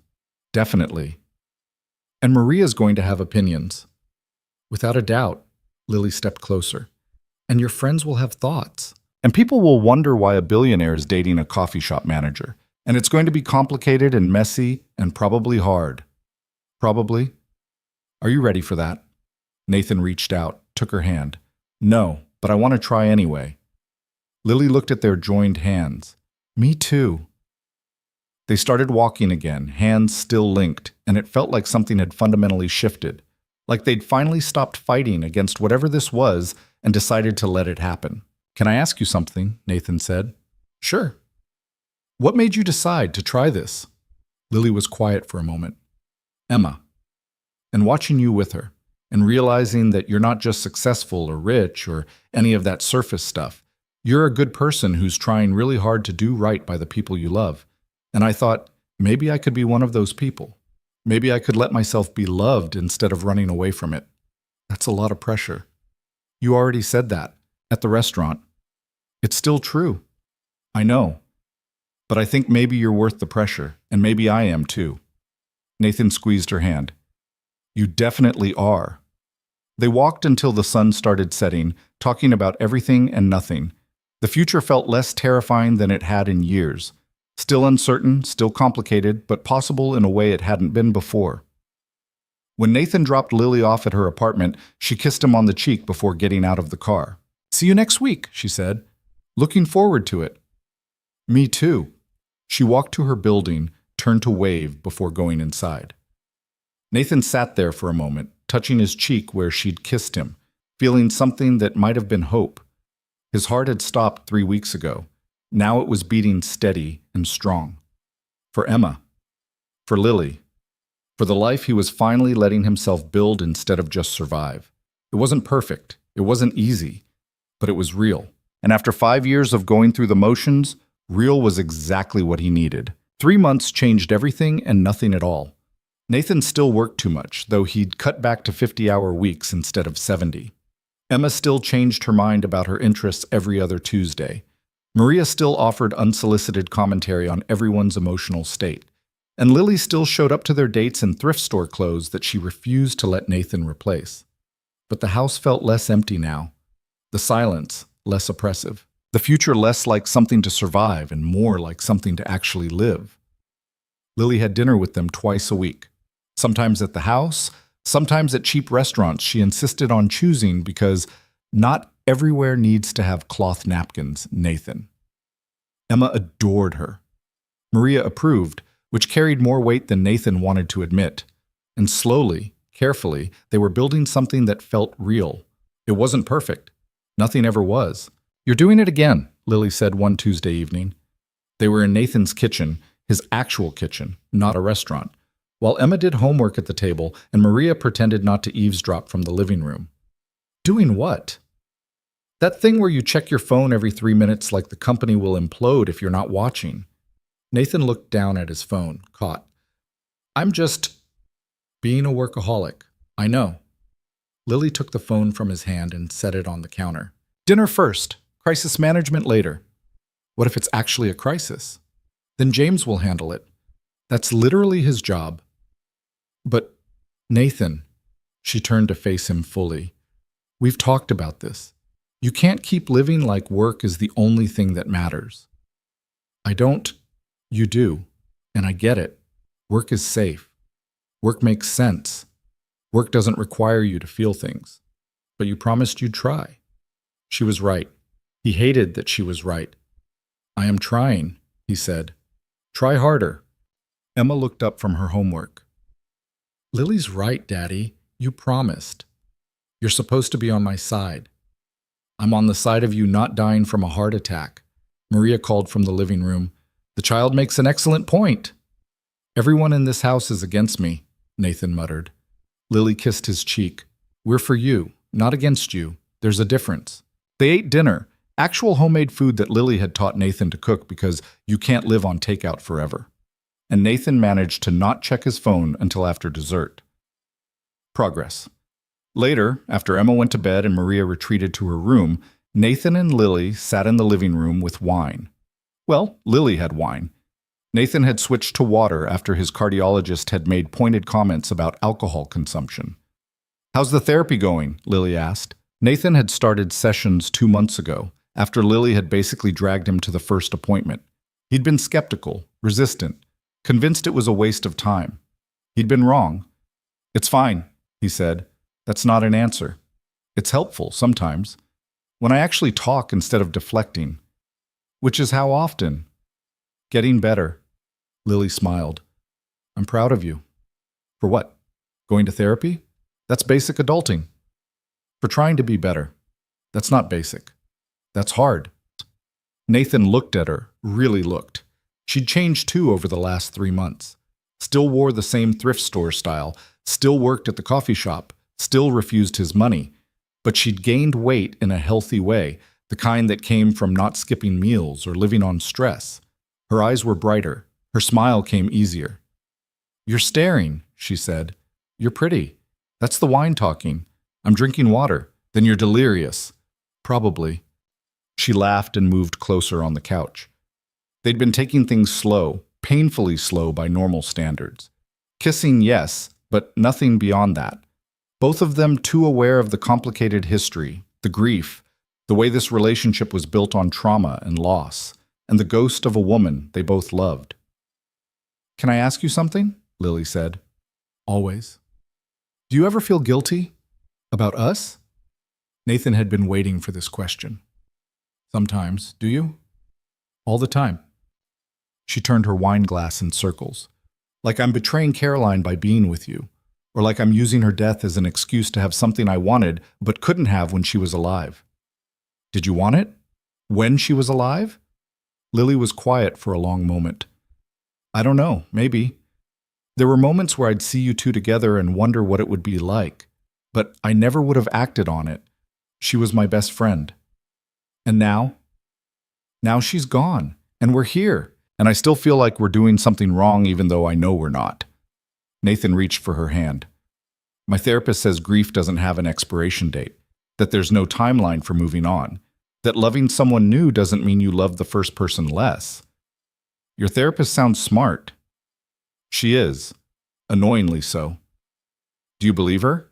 About the moving on thing?" "I'm trying to. Some days it's easier than others." Lily leaned her head on his shoulder. "I miss her. Even now.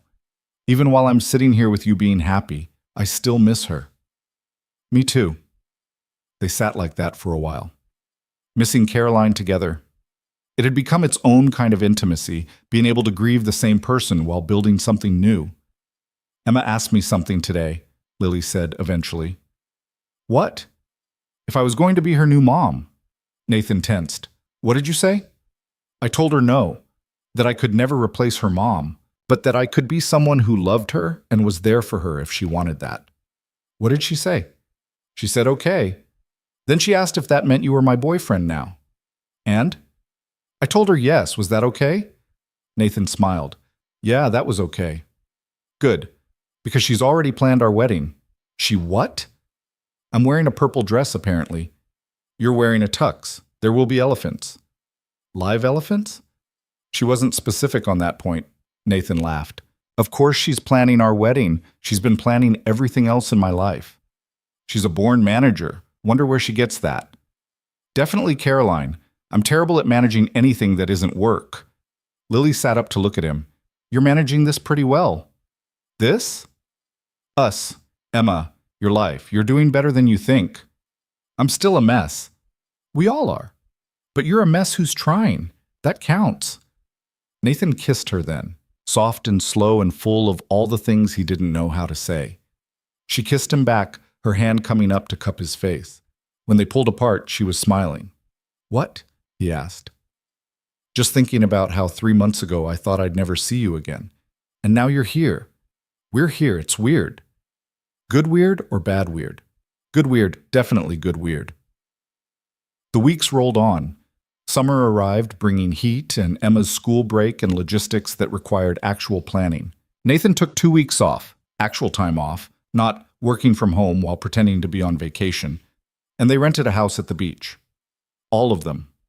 Nathan, Emma, Lily, and even Maria, who Nathan had insisted come along because someone needs to make sure I don't turn this into a working vacation.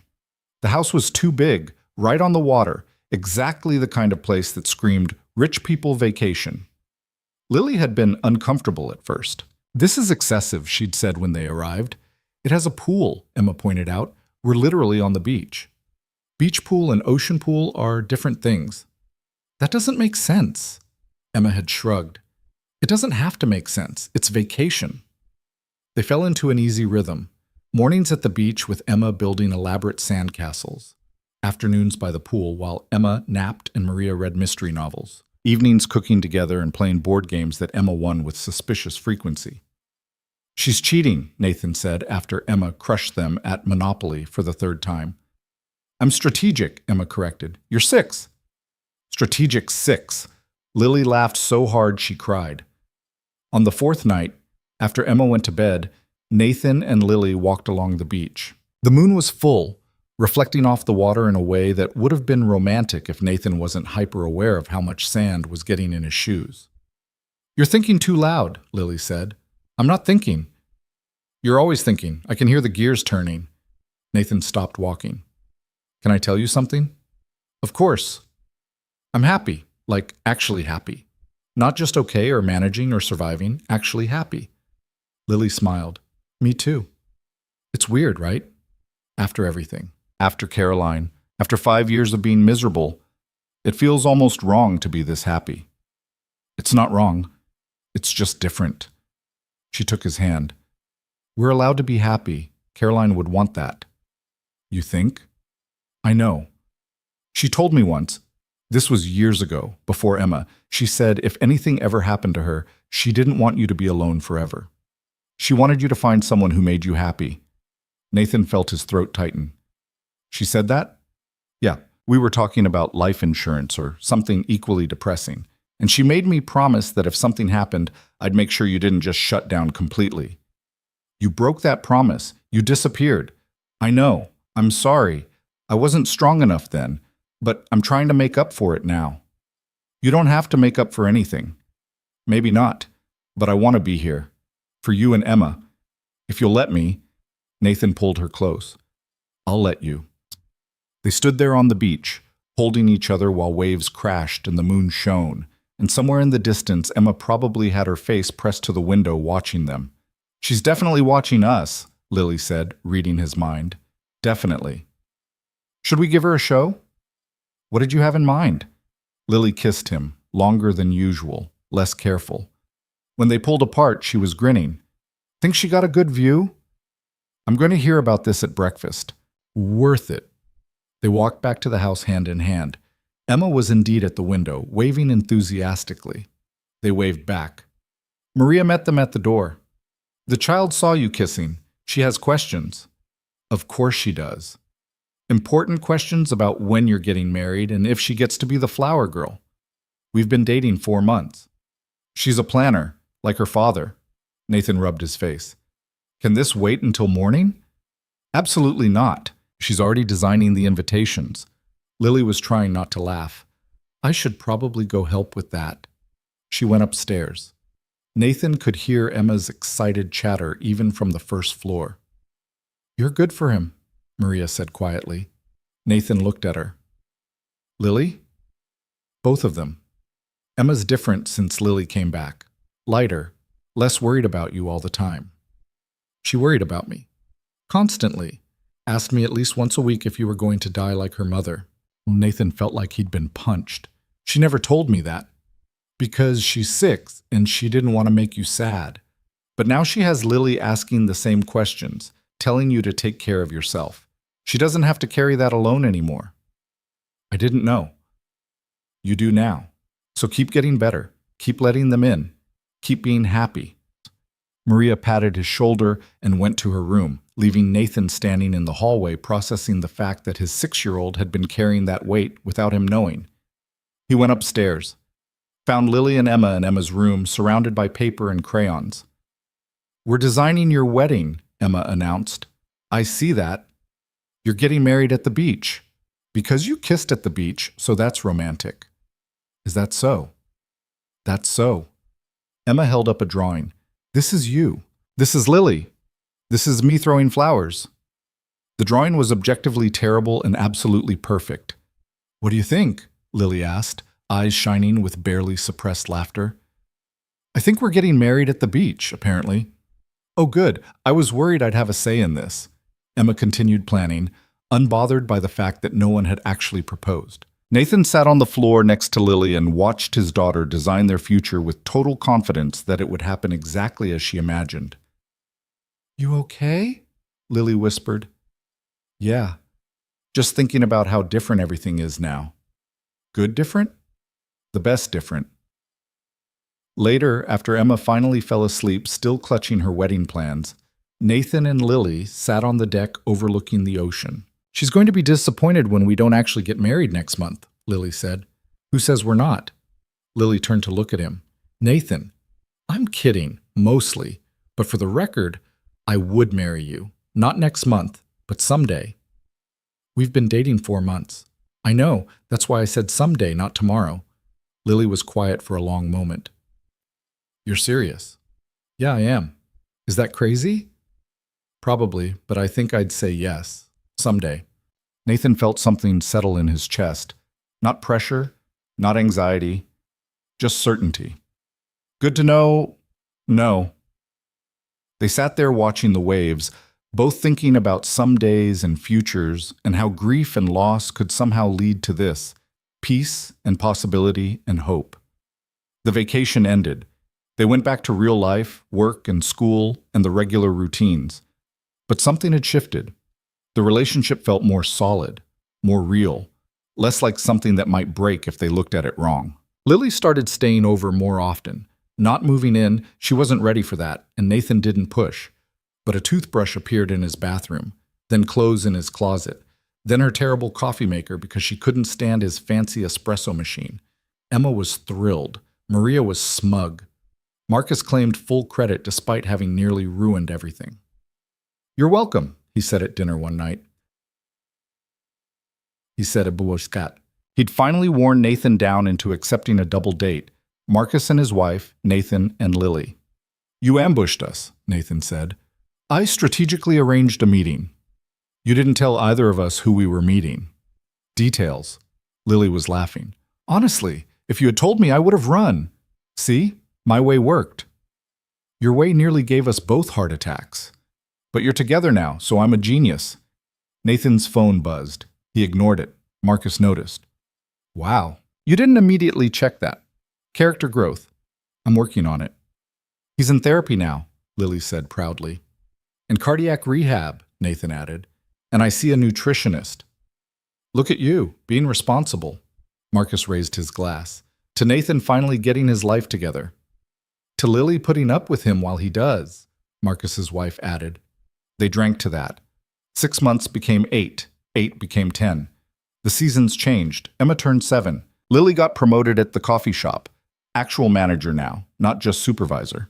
Nathan cut back to 40-hour weeks and the company didn't implode. His therapist said he was making real progress. His cardiologist said his heart was healthier than it had been in years. Emma said he smiled more now. They were all probably right. It was December when Nathan finally did it, planned it for weeks with Emma's enthusiastic help and Maria's knowing smiles. Got the ring, nothing excessive, knowing Lily would hate anything too flashy. Simple band, small diamond, elegant without being showy. He chose the park where they'd had their first real conversation as a couple, the one where Lily had said she wanted to try. Full circle felt appropriate. Emma insisted on being there, hidden behind a tree with Maria, both of them armed with cameras. "You're going to give away the surprise," Nathan had argued. "I'm very sneaky," Emma had insisted. She was not, in fact, very sneaky. But Lily was good at pretending not to notice things. They walked the trail like they had dozens of times before. Lily was talking about work, about her terrible boss finally retiring, about the possibility of buying into the coffee shop as a partial owner. "That's great," Nathan said, distracted. "You're not listening." "I am." "What did I just say?" "Something about coffee?" Lily stopped walking. "Okay, what's going on? You've been weird all day." "I'm not weird." "You're definitely weird. Did something happen at work?" "No." "With Emma?" "No." "Then what?" Nathan knelt down, right there on the path, pulled out the ring. Lily's eyes went wide. "Oh my God." "Lily Harper," Nathan started. "Oh my God." "Let me finish." "You're proposing." "That's generally what the kneeling and ring indicate, yes. But we've only been dating 10 months, I know. Which is why if you want to say no, that's fine. We can wait. But I wanted you to know that I'm sure. About you. About us. About wanting to build a life together." Lily was staring at him. "Nathan, you've changed everything.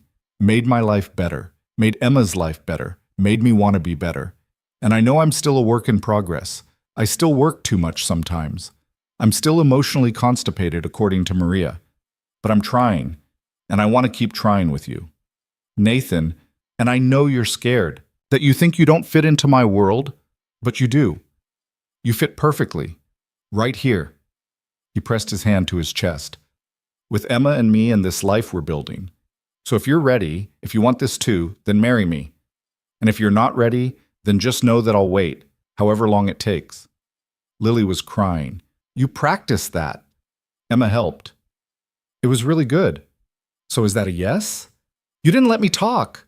Sorry. Okay, your turn. Lily wiped her eyes, laughing and crying at the same time. You're an idiot. I'm aware.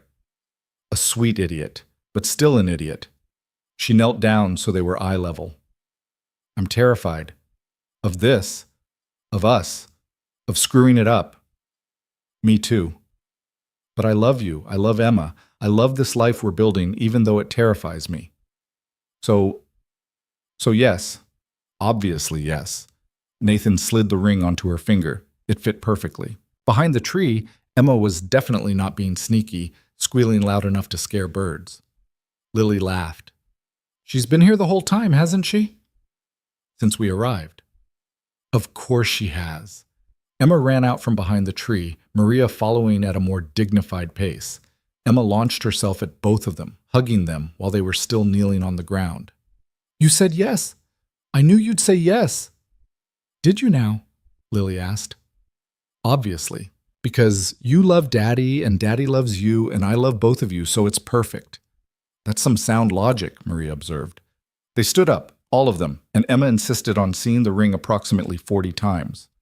It's pretty, but not too pretty, she decided. Very Lily. Thank you? That's a compliment. I'll take it.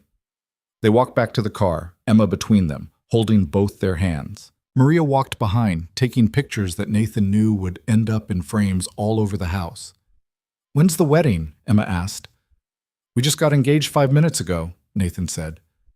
So, next month? Probably not. 3 months? Emma, 6 months max. I'm not waiting longer than that, Lily laughed. 6 months might actually work. Nathan looked at her. Really? Why wait? We've already done the hard part, figuring out if we work. We do. 6 months it is then. Emma cheered. I'm telling everyone. She ran ahead to the car. Maria followed, shaking her head fondly. Nathan and Lily walked slower, hands linked. You know this is crazy, right? Lily said. Completely insane. Your friends are going to have opinions. Let them. People will talk about the timing, about Caroline, about everything. I don't care. Lily stopped walking. Really? You don't care? I care about you and Emma and building a life that makes us happy. Everything else is just noise. She kissed him then, soft and sweet and full of promise. I love you, she said. I love you too. They got in the car. Emma was already on the phone with someone, probably Marcus, who was going to be absolutely insufferable about this. The drive home was loud and chaotic and perfect. Emma narrating their entire wedding in detail, Maria offering commentary. Lily laughing at all of it. Nathan drove and felt his heart beating steady and strong. Not stopping, not struggling, just beating the way it was supposed to. The wedding happened 6 months later, almost to the day. Small ceremony, close friends and family only.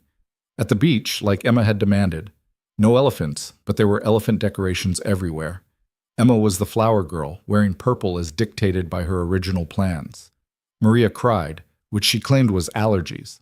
Marcus gave a speech that was only slightly embarrassing. Nathan stood at the altar watching Lily walk toward him and thought about the night his heart had stopped. How terrified he'd been. How certain that his life was ending. He'd been wrong. It wasn't ending. It was just beginning. Lily reached him, took his hands. She was wearing the purple dress Emma had picked out, ridiculous and beautiful and so perfectly her. Hi, she whispered. Hi. Ready for this? Terrified. You? Same. Let's do it anyway. They said their vows. Simple, honest things about love and partnership and choosing each other every day. About honoring Caroline's memory while building something new. About being there for Emma, together. When the officiant said Nathan could kiss his bride, Emma cheered so loud half the guests jumped. The reception was exactly as chaotic as expected. Emma danced with everyone. Maria got tipsy and told embarrassing stories. Marcus claimed full credit for everything. Late in the evening, Nathan and Lily snuck away from the party. Walked down to the beach where the moon reflected off the water. We did it, Lily said. We did.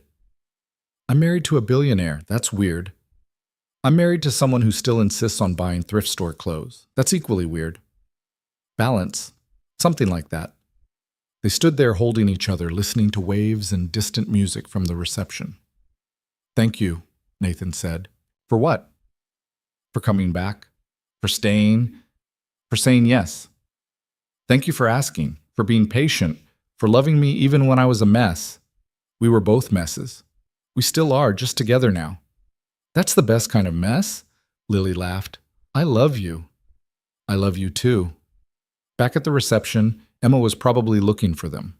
Maria was definitely making knowing comments. The party would go on without them for a few more minutes, but right now, right here, it was just them. The ocean, the moonlight, and the future stretching out ahead, uncertain, complicated, beautiful. Nathan's heart beat steady in his chest, strong and sure. Not stopping, not failing, just beating. For Lily, for Emma, for the life they'd built from grief and loss and the unexpected grace of second chances. It wasn't the life he'd planned. It wasn't the one he'd imagined 5 years ago when Caroline died and everything fell apart. But it was good, real, worth living for. And for the first time in a long time, that was enough. More than enough. It was everything.